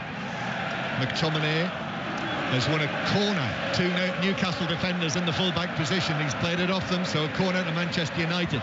And yes, we're going to see Martial and Sancho coming on for Manchester United. Eric Ten Hag deciding with just over an hour to go, with just over an hour gone, that now's the time to make those changes. Rashford has not looked himself, certainly since the World Cup. Anyway, corner to Manchester United. Shaw takes it back. Sabitzer plays it in. Weghorst to the header. It's deflected and bounces into the path. Took all the pace off it, and that meant Pope could take the ball to his left. But chance for Weghorst. Fabulous ball in Sabitzer, isn't he? He drills it in hard. It's like a shot. Weghorst, who started every match for Manchester United since he arrived on loan, having been in Turkey, as you'll know. But he is on loan from Burnley. He was at Besiktas in Istanbul, and could well find himself playing against Manchester United in the Premier League again for Burnley next season. Who knows? But yet to score for Manchester United in the Premier League. Martinez, long crossfield pass. Here's Anthony. Anthony goes round the outside of Byrne, who put the challenge in. It bounces out of play. Good tackle by Byrne. It was slightly last ditch, but he made it. And now Sabitzer on the right-hand side. Exaggerated step over from Sabitzer. Takes it on towards the dead ball line, then angles it back. The defender got a touch in on that, Byrne. And now they burst forward, Newcastle. And it is Byrne who's carrying it on into Newcastle, into Manchester United territory, but then showed too much of it to McTominay, who was able to whip it away. And now Byrne's out of position, and McTominay gives it to Anthony, and Anthony now is forced to check back by Willock. Good work, Willock. Sabitzer 30 yards out, back to Anthony, ball at his feet. Willock in front of him. There's McTominay behind him, now square to Bruno Fernandes. Manchester United having a better spell here. Bruno Fernandes, though, poor pass to the edge of the area, straight at Longstaff, but Newcastle have conceded possession again. McTominay, Bruno Fernandes, a flick by Sabitzer, but that flick, he didn't mean it. Fernandes meant to give it to Weghorst. It actually hit Sabitzer. He didn't mean it to get in the way, but he did. There's a lot of tired players. I can see why people are making substitutions now. I'm just wondering, has Anthony been away with Brazil? Yes. Yeah, he looks tired a bit. He's been their best outlet, to be honest, but he does look tired. Rashford concedes a free kick, and that means we're going to see these changes for Manchester United now. The score is still Newcastle United 0, Manchester United 0. And it is Anthony, as Chris Waddle suggested, he has worked hard, actually, and Dan Byrne will be pleased to see the back of him. And Wout Weghorst as well marches off the pitch now directly towards us. So Sancho and Martial. So Anthony Martial making yet another return after an injury. He's missed the last 13 matches with a hip injury, so a couple of months out. Did actually score in his last appearance for Manchester United in the Carabao Cup game against Nottingham Forest. And now Jadon Sancho is on as well. I like Martial, but he just doesn't seem to have that appetite which you need. You know, when he's on his game, he's a terrific centre forward, isn't he? But some games you just look and you think, does he really fancy it? Yeah, I think many Manchester United fans would echo that. Newcastle are planning a triple change with Anthony Gordon, Joe Linton and Callum Wilson going to be coming on for them. And actually the first of them just appears from under the dugout in front of us, Joe Linton, to make his return. So it is 0-0. Newcastle United 0, Manchester United 0. Jadon Sancho's gone over to replace Anthony on the right-hand side. Do you think he's best on the right or the left, Sancho? He's a right-sided player. I mean, he's never had a... Let's be honest, he's never came to Man United and set the place alight, has he? He's had problems, whatever he's had, injuries, whatever it's been, it's just never happened for him. Whether it was the price tag was too much, I don't know. It's just never happened for him in a Man United shirt. So these difficulties this season, as Erik ten Hag said, both physical and mental, some of his difficulties early on in the season. Newcastle with a throw down the right-hand side, and Kieran Trippier waiting to take this, which he does to Murphy. Bruno Fernandes got a touch, it bounced off the Newcastle man in behind for a goal kick, even though Jacob Murphy blatantly appealed for a corner. For coming to today's game. So it is 0-0, and here is the official attendance. It's 52,268. Seems very early, doesn't it, to announce the attendance, with still over 25 minutes to play. But it is a goal kick for Manchester United. Still 0-0 between West Ham and Liverpool, by the way, in the 5 o'clock kickoff in the Women's Super League, as Varane is closed down by Isak, who wins a throw-in over on the left-hand side, and he tries to whip up the crowd. Suspect he won't be on the field much longer if Callum Wilson's coming on, but we'll see. Throw-in is taken towards him, bounces back for Newcastle. Now St Maximin tries to work it through. That's blocked by McTominay on the edge of his own box. McTominay, though, is dispossessed. St Maximin's in again, turns. McTominay put the challenge in on him again. Very congested on the edge of the box. St Maximin went down on the edge of the area, but it was a good challenge, I think, by Dalot. Newcastle come again, though. Still 0-0. Longstaff. Murphy now on the right-hand side. Shaw's chasing him, so he goes infield. Nimble-footed. Murphy to the edge of the box. Isak with a touch. Isak now through to Bruno Guimaraes, right side of the area. Went for the chip to the back post. St Maximin across and headed in. Willock is there, and Newcastle take the lead. Superbly worked. Beaten in the cup final at Wembley in February, but they've got a little bit of revenge here. 1-0 Newcastle lead against Manchester United. Well, you can just see how the crowd, what an atmosphere here. What a great goal, by the way. Lovely work. Guimaraes with a great cross to stud it up at the far post. A lot of people thought, shoot, he didn't. He stood it up, and in comes Willock with a terrific, well, back across the goal, and he's got a simple task from what? A yard out just to head it into the net. And you've got to say, overall, so far in the game, I know there's quite a bit to go. Newcastle being the better side, and they deserve the lead. That was really well worked, wasn't it, by Newcastle? I think Isak did ever so well on the edge of the area. And then great awareness by Bruno Guimaraes on the right side of the area. A lot of people would have hit that hard or low, even shot, fizzed it across the goal. He had the quality and the vision to stand it up the far post. Good header back across goal. Willock can't miss. He's basically nearly on the lane. So it's going to be interesting to see how Man United react. Isn't it just? Erik ten Hag having just made those 2 changes. I wonder if Eddie Howe's going to change his mind now about his changes. Ball's played back to De Gea, and De Gea passes it away from Isak. And as I say, with Wilson having just been due to come on, you know, Isak played a really important part in that goal with the work on the edge of the penalty area. And the role that he played, he won't get an assist, of course, for that officially in the old statistics, but his role was highly significant, and put away by Joe Willock in the end, his 3rd goal of the season. Well, it's Joe Linton and Anthony Gordon who are coming on. So not Wilson yet then. Well, let's see. As Trippier running the ball back towards the halfway line is just shoved over by Rashford, and it's a free kick to Newcastle. So now, intriguing situation this.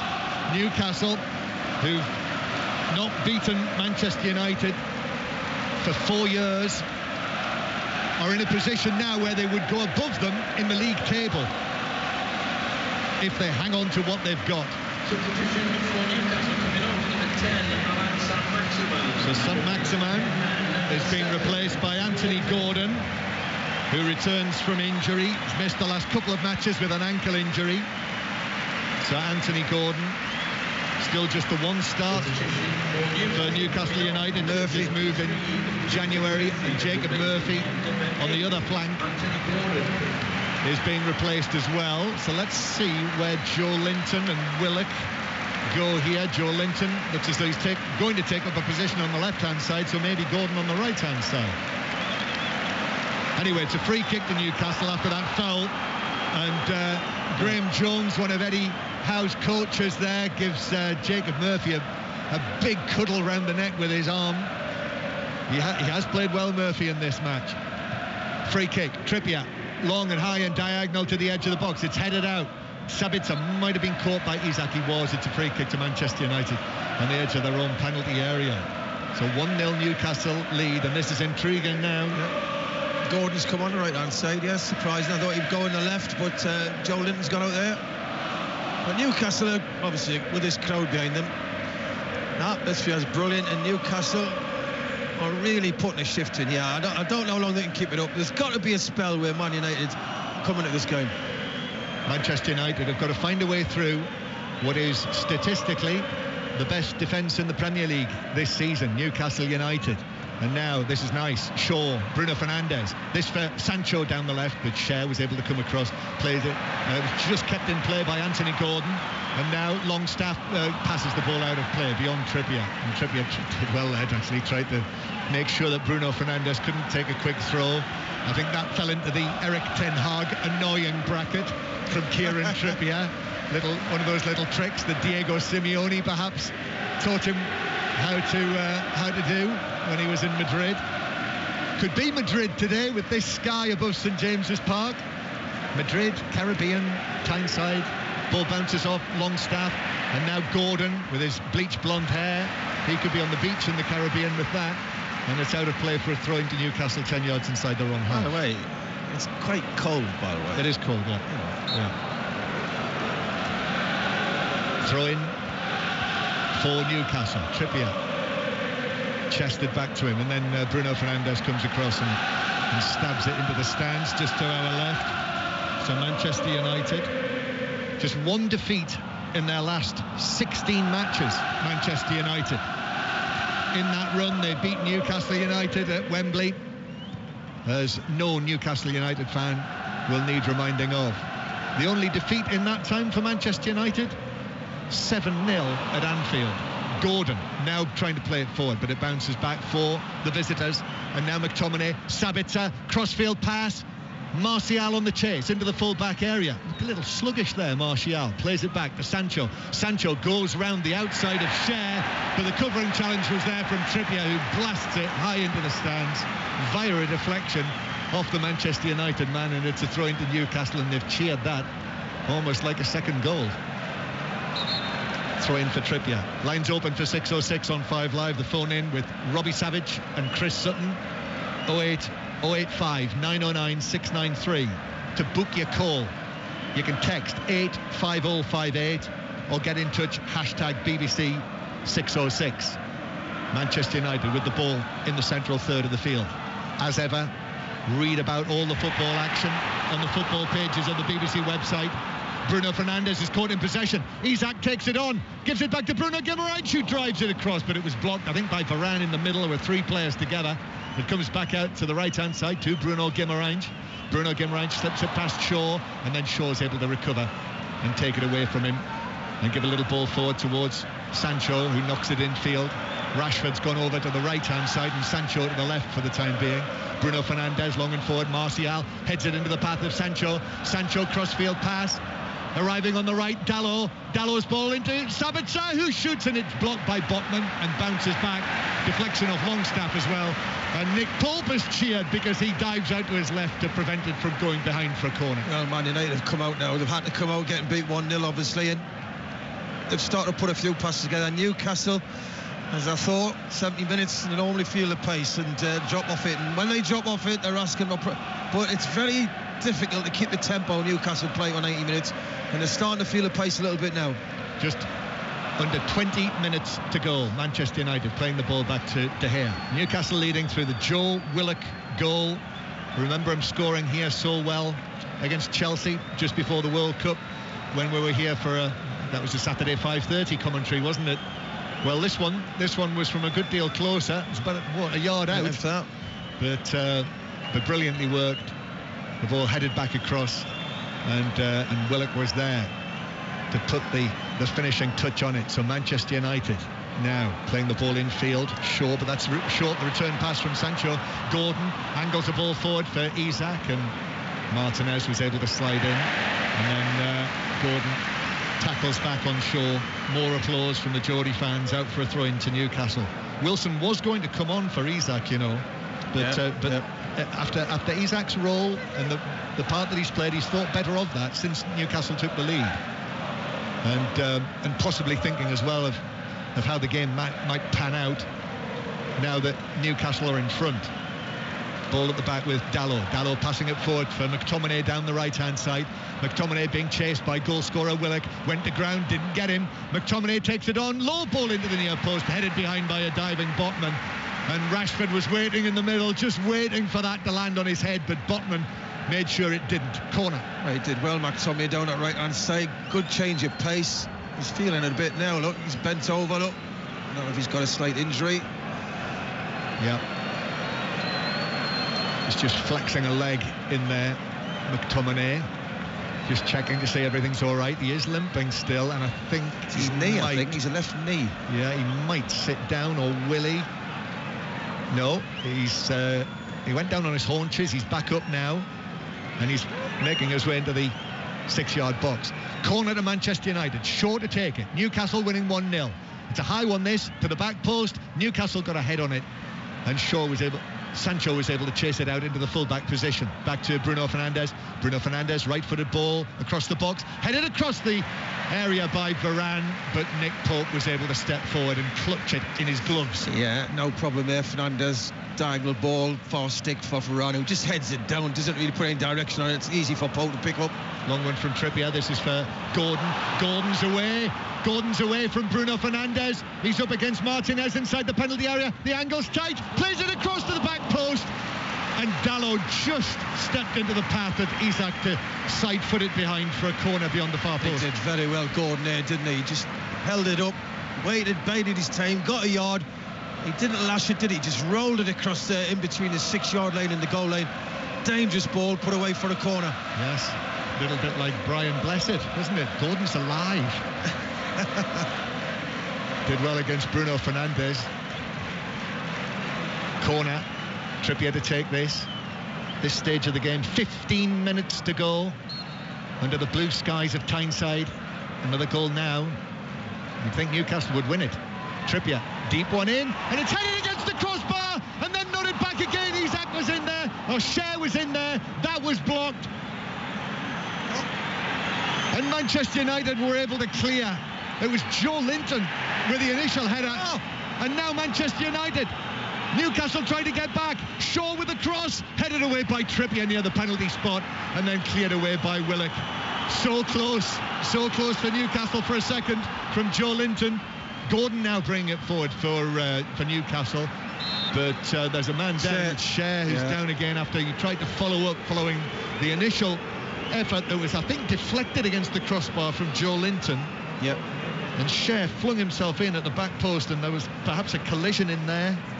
I think it was Peels for half ball. It was a save. It was a save by De Gea. It's off the bar, and then this one there. It hit the post. It hit the post as well. The follow-up from Cher. Did he catch him with his arm, Martial? That was a terrific initial save by De Gea. Yeah.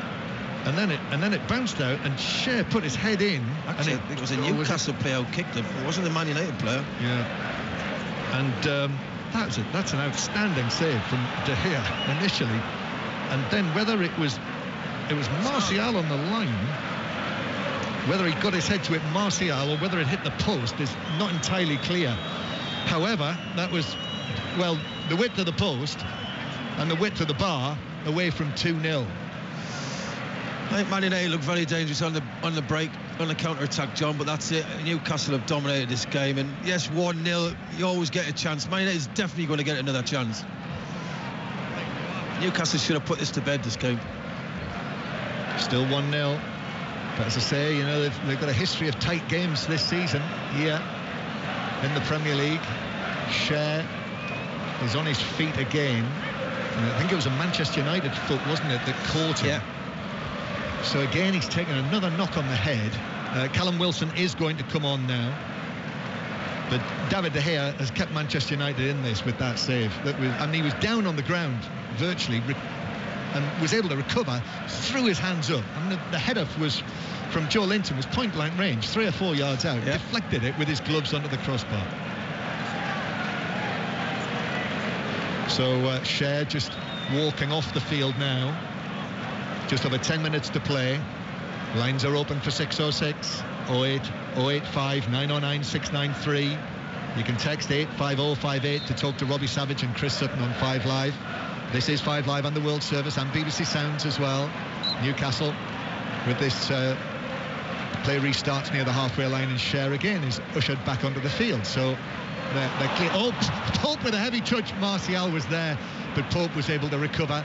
And then Byrne, a towering header to win the ball for Newcastle, and headed into the path of Willock. And Willock now to the edge of the area, shoots wide from, as he cut in from the left-hand side, shot across the face of goal, and actually it was probably wide by 4 or 5 yards of the far post. And now we will see that change. Isak being replaced by Callum Wilson. Callum Wilson, after Isak has applauded off. He's not been able to add to his 6 goals that he scored, Isak, today, but his all-round game's been very good again. He's looked lively. He's caused the 2 centre-halves a lot of problems with his pace and his movement. So, yeah, he's had a very good game. So on comes Callum Wilson, podcast man himself. Part of the Footballers podcast on BBC Sounds. And likewise, these 2 clubs, both certainly Manchester United. If you haven't heard the How to Buy a Football Club podcast, which is updated almost by the day at the moment with the various moves that are being made in the sale, in inverted commas, of Manchester United, that's on BBC Sounds as well. Football Daily in the morning, of course, as well. Here's Sancho on the right-hand side. Sancho, foot to foot. Then back to Dalot behind him. Newcastle leading 1-0.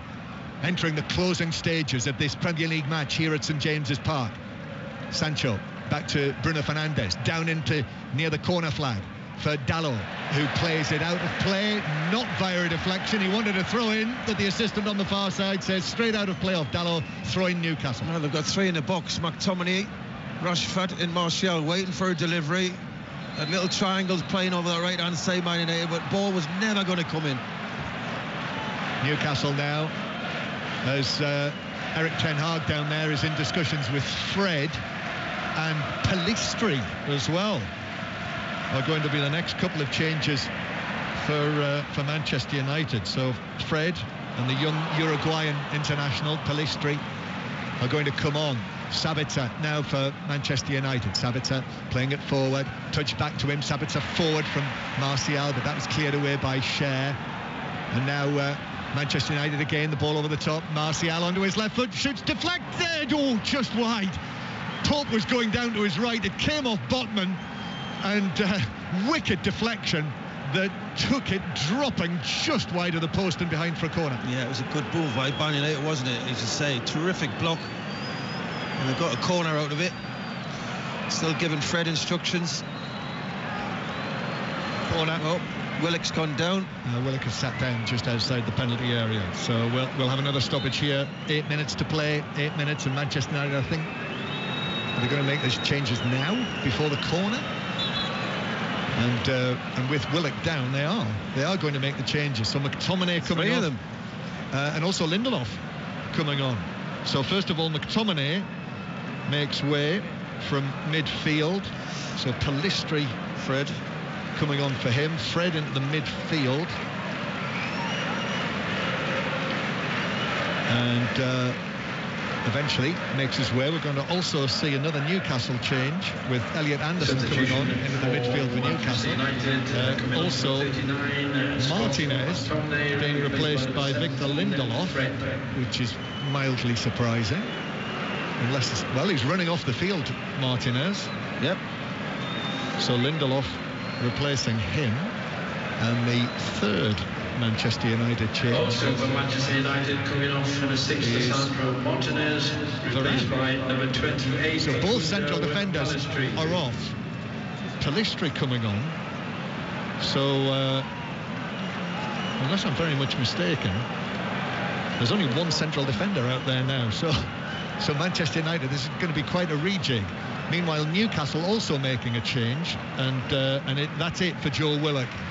I mean, he has had a recent injury, but he's clearly taken a knock in this. The goal scorer, that's the end of his match. With Anderson, 8 minutes to go, and Elliot Anderson coming onto the midfield for him, the young Geordie, born in Whitley Bay.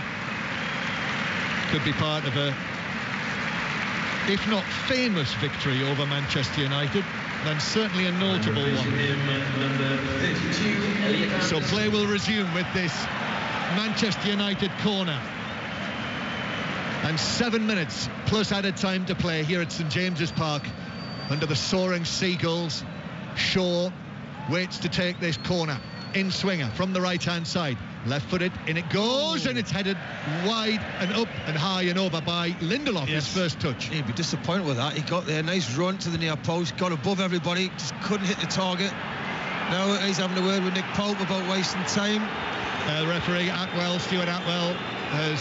straight at the back, Man United. Has made it clear, and Eddie Howe and Eric Ten Hag are in discussions here. Yeah. And Steve McLaren has come across, former Newcastle United manager, to step in between Eddie Howe and Eric Ten Hag.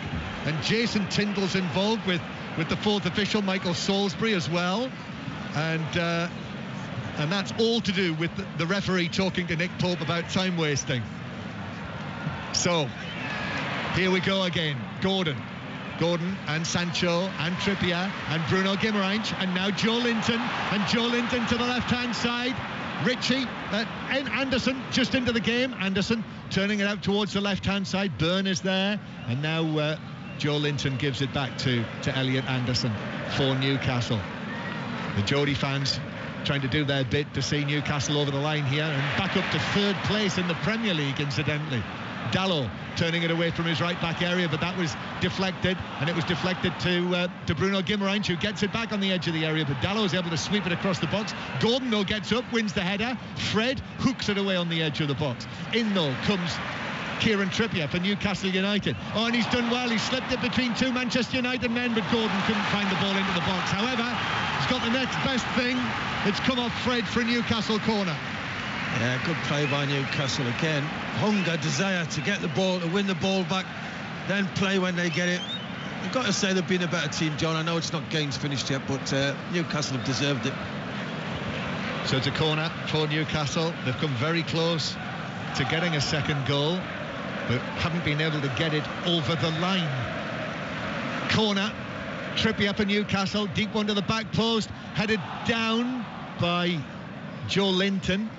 Comes out again, Newcastle chipped across, stretch, and header wide by Dan Byrne on the edge of the 6-yard box in between two defenders. Goal kick. Anderson did well, stood up the far post, didn't he? But you've got to say, Luke Shaw did ever so well. Half the size of Dan Byrne, but he put him off enough to miss his header.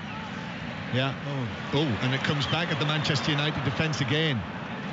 And Wilson plays it to Longstaff down in the Manchester United left-back position. Went down very easily there, McTominay. The slightest of nudges from Shaw, but Newcastle get the free kick near the corner flag.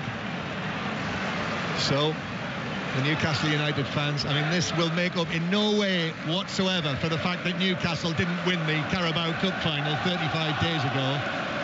However, it's a little bit of revenge, tiny little bit. Right, they're thinking Champions League now, John. That's gone now. That cup is gone. And they'll go up into third place in the table. It's not over yet, though, this. 3 minutes to go. Kieran Trippier pretends that he can't hear what the assistant was saying to him, so goes and walks across to him and says, "Pardon me, what was it that you said?" And then has to go back and take the free kick. Trippier whips it, and it's headed in! 2-0 Newcastle! Wilson. Callum Wilson in off a post. Newcastle have got this one now. Manchester United are beaten, and Newcastle are heading back up to third in the Premier League in April. Great celebrations in the Gallagher end. Callum Wilson does it for Newcastle. 2-0 against Manchester United. Well, they should score more from set pieces, Newcastle, but I've watched them. This is a great ball in by Trippier, a lot of pace on it. And Callum Wilson just gets that slight movement on his marker, and it's a terrific header. It's a great ball in, a lot of pace on it. Wilson just gets up early above anybody else, and De Gea's got no chance. He's, 4 or 5 yards out, got up. I mean, it's gone past 3 Man United players before Callum Wilson heads it. He just hits it on the target. De Gea's got no chance. And I've got to say, Newcastle solely deserved its 2-0 lead. Particularly the second half. Although in saying that, you know, the early part of the first half as well. First half, they were good. Not finishing well enough, but they've carried it on. They've kept it going. They've kept asking questions, and they've got the rewards. And Manchester United, this is their first Premier League away match since the 7-0 at Anfield. And I mean, it's been a good contest, this, but they've lacked a little today, Manchester United. And now Wilson turning and setting off towards the edge of the penalty area. Callum Wilson has just scored what is only his second goal in his last 16 Newcastle appearances. Cleared away on the edge of the penalty area. Palistri's in there, Sabitzer. In goes Joe Linton, bounces for Gordon. Now Bruno Guimaraes, through to Wilson again, back to Bruno Guimaraes, and then the covering challenge from Dalot, which takes it behind for another Newcastle corner. And everyone's on their feet in the Gallagher end looking down on this. See a third coming, and Man United, we've seen it before, collapse. Look at Anfield. And the one thing they don't want is to concede another one. Corner again for Newcastle then. Trippier. Newcastle in absolutely no hurry now. Trippier stoops over, has a little look in field. No, it's not quite where he wants it in the quadrant. Moves forward, adjusts it slightly. Trippier then into the near post. This time it's glanced by Byrne across goal. And then it's Botman with the initial touch. Byrne had a swing at it. It was blocked. Comes off Gordon. And Gordon can't keep it in on the halfway line. We're in the 90th minute now. But Newcastle, with a 2-goal lead, are surely on their way to victory and above Manchester United in the Premier League table.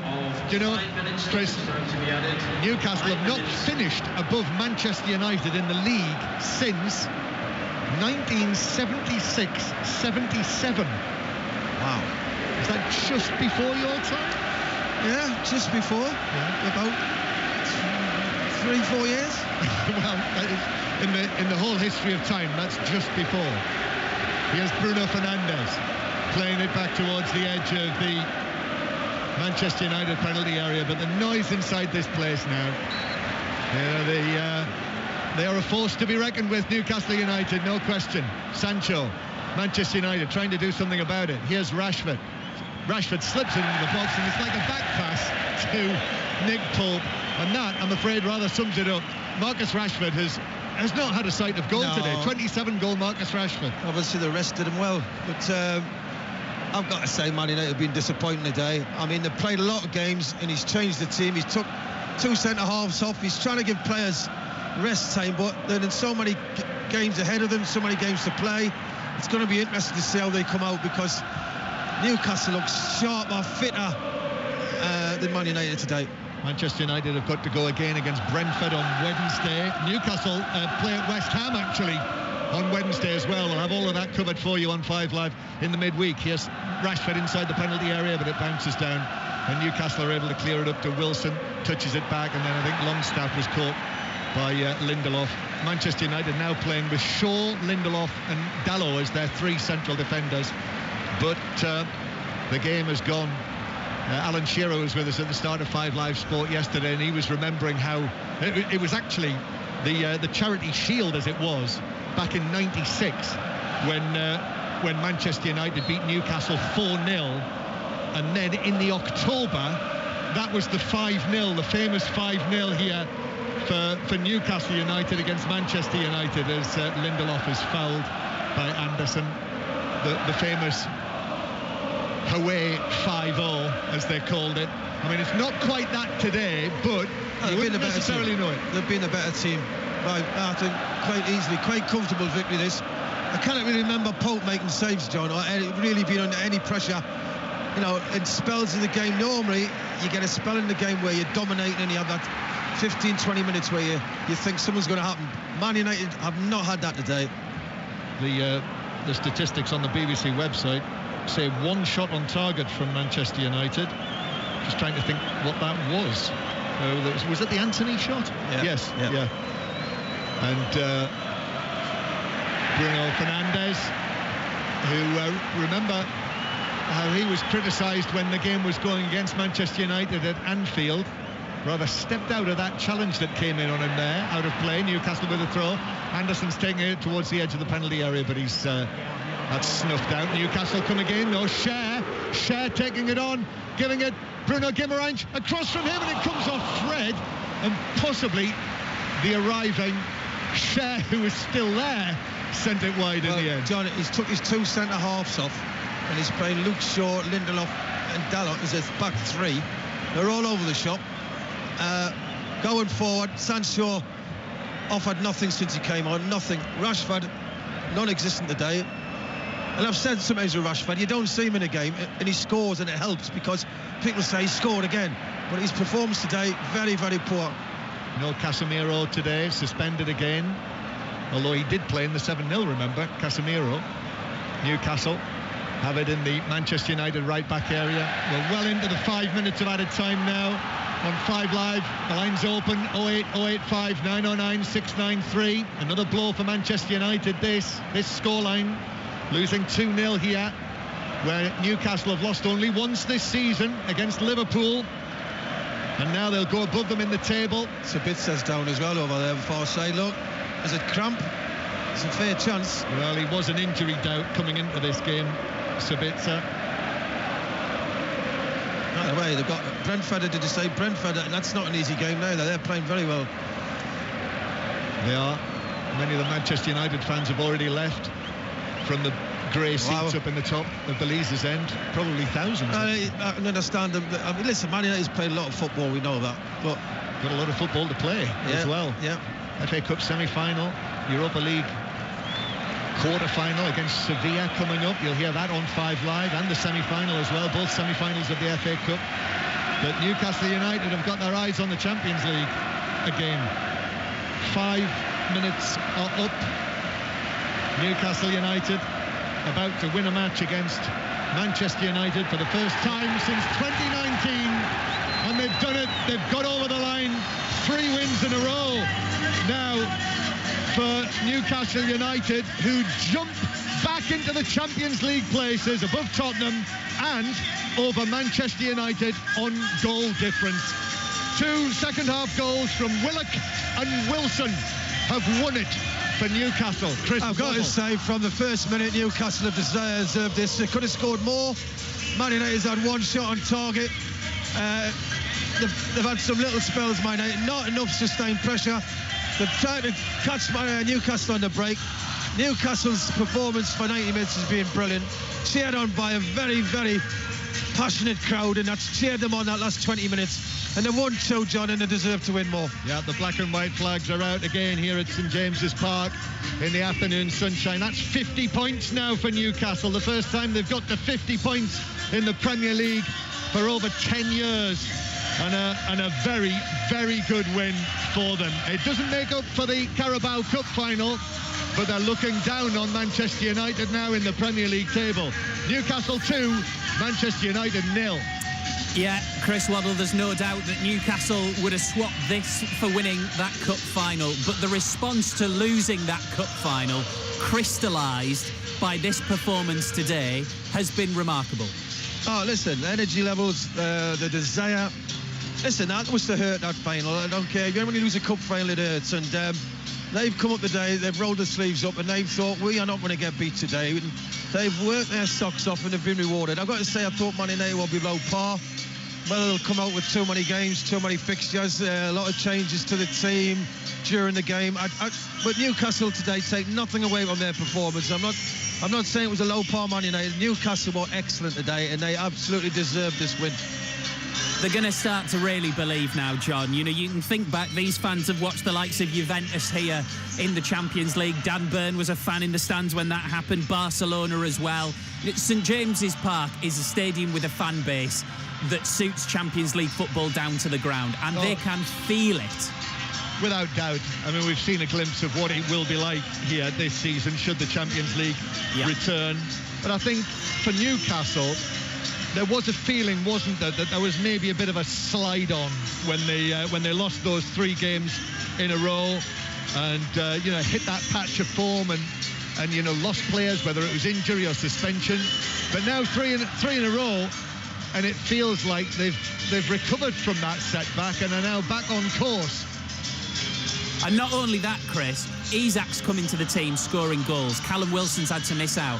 Backy comes off the bench. He scores. Another clean sheet as well. You know, in this remarkable season, is this the standout result, the standout performance now? Listen, they have got a momentum going. The fans absolutely fantastic. The atmosphere. They've got one thing to focus on: win football matches in the Champions League. Man United's got a lot of distractions. FA Cup, Europa League. So it's an advantage Newcastle, especially this today. Mentally, it'll do them unbelievable confidence. Their confidence will be soaring through the roof.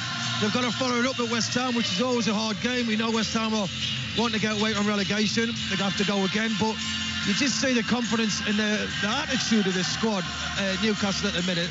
They're on a mission, and I think they're desperate to get in that top 4. Back in the clean sheets as well again today. Yeah, I'm sure another clean sheet. Yeah. First one in 9 matches. They're on a mission. Are they on a lap of honour, John? Well, they do this after every match here now at St James's Park. They are going round the ground, the whole squad, to thank the crowd for their support. The defence as well, Chris. You know, much as, talking to Magic Chris Waddle, as they call you in Marseille, I'd love to focus on the wings and the attacking play. But that defence, 19 goals conceded in the Premier League this season for Newcastle. The next closest is Manchester City with 26. I mean, that is unbelievable. Newcastle's defensive record. Newcastle's defensive record's unbelievable. But listen, they're well drilled, well organised. A lot of these guys, look, when you look at Newcastle's squad, people would think he wouldn't get in that team, he wouldn't get Man City's team, he wouldn't get. They're a very strong group. They're well drilled, well organised, and as I said, the determination among them to succeed, it stands out. And what they may lack in certain aspects, they've got that passion, desire. They've got a mass support behind them, who they're playing for, and they're getting results for them. We've spoken so much, Chris, about how Newcastle have dealt with the cup final. Have Manchester United not dealt with the 7-0 against Liverpool? Yeah, well, I've got to say, when you can see Man United, they've got a heavy schedule. I feel for them a bit. If they didn't have a heavy schedule, you'd see a better Man United. But you just saw the day, he took his 2 centre-halves off, 1-0 down. So I brought Newcastle on again. They saw more chances. So it's difficult to juggle the pack when you've got injuries. It's going to be a hard run-in for Man United. If they want to be Champions League, it's like giving up the FA Cup and giving up the Europa League. They're not going to do that. He wants to win the lot. So they could be the team who miss out on the top 4. Just seen a couple of Newcastle legends applauding the team off the pitch. Shola Amiobi was there as well. Big high five between him and Eddie Howe. Loads of the Newcastle flags out there. The old sort of purple and red and the blue Newcastle star. Remember those from the Champions League days as well. Do you think they're going to do it, Chris? I've got to ask you a question. On a day like this, 3rd in the league, do you feel Newcastle will be playing Champions League football next season? Well, listen, they're not going to lose many games here, are they? With this atmosphere and the way the tempo they play out, whoever comes here, they know they're in for a battle, and I mean a big battle. So you're going to have to play very well to get anything here. So you've got to look at that straight away and think, right, well, they're going to win the home games.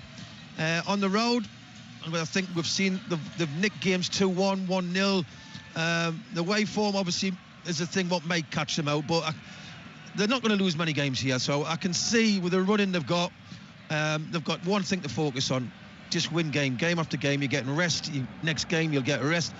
They've just got one thing to play for. I kind of see Newcastle not missing out on the top 4 at the minute. Mind you, don't forget, Tottenham could be third tomorrow night if they beat Everton. And on that note, John, Chris, great stuff. Thank you very much. Correspondent John Murray and Chris Waddle inside St James's Park. So Newcastle third in the Premier League table on 50 points, ahead of Manchester United on goal difference, 1 point above fifth place Tottenham Hotspur, but Spurs have played a game more than both Newcastle and Manchester United. 08085 909 693. Get your calls in right now to speak to Chris Sutton and Robbie Savage in the WSL. Aston Villa Chelsea kicks off in 15 minutes time. There's coverage of that on 5 Sports Extra starting now. It's currently West Ham 0, Liverpool 0. The IPL back on Sports Extra from 3 p.m. tomorrow. And don't forget the Masters as well. Commentary of each round from Thursday live from Augusta National. Robbie Savage and Chris Sutton with 606 on the way. Bolton fans after your big day. Leicester fans, the end for Brendan Rodgers. Who do you want next? Loads to talk about with the guys.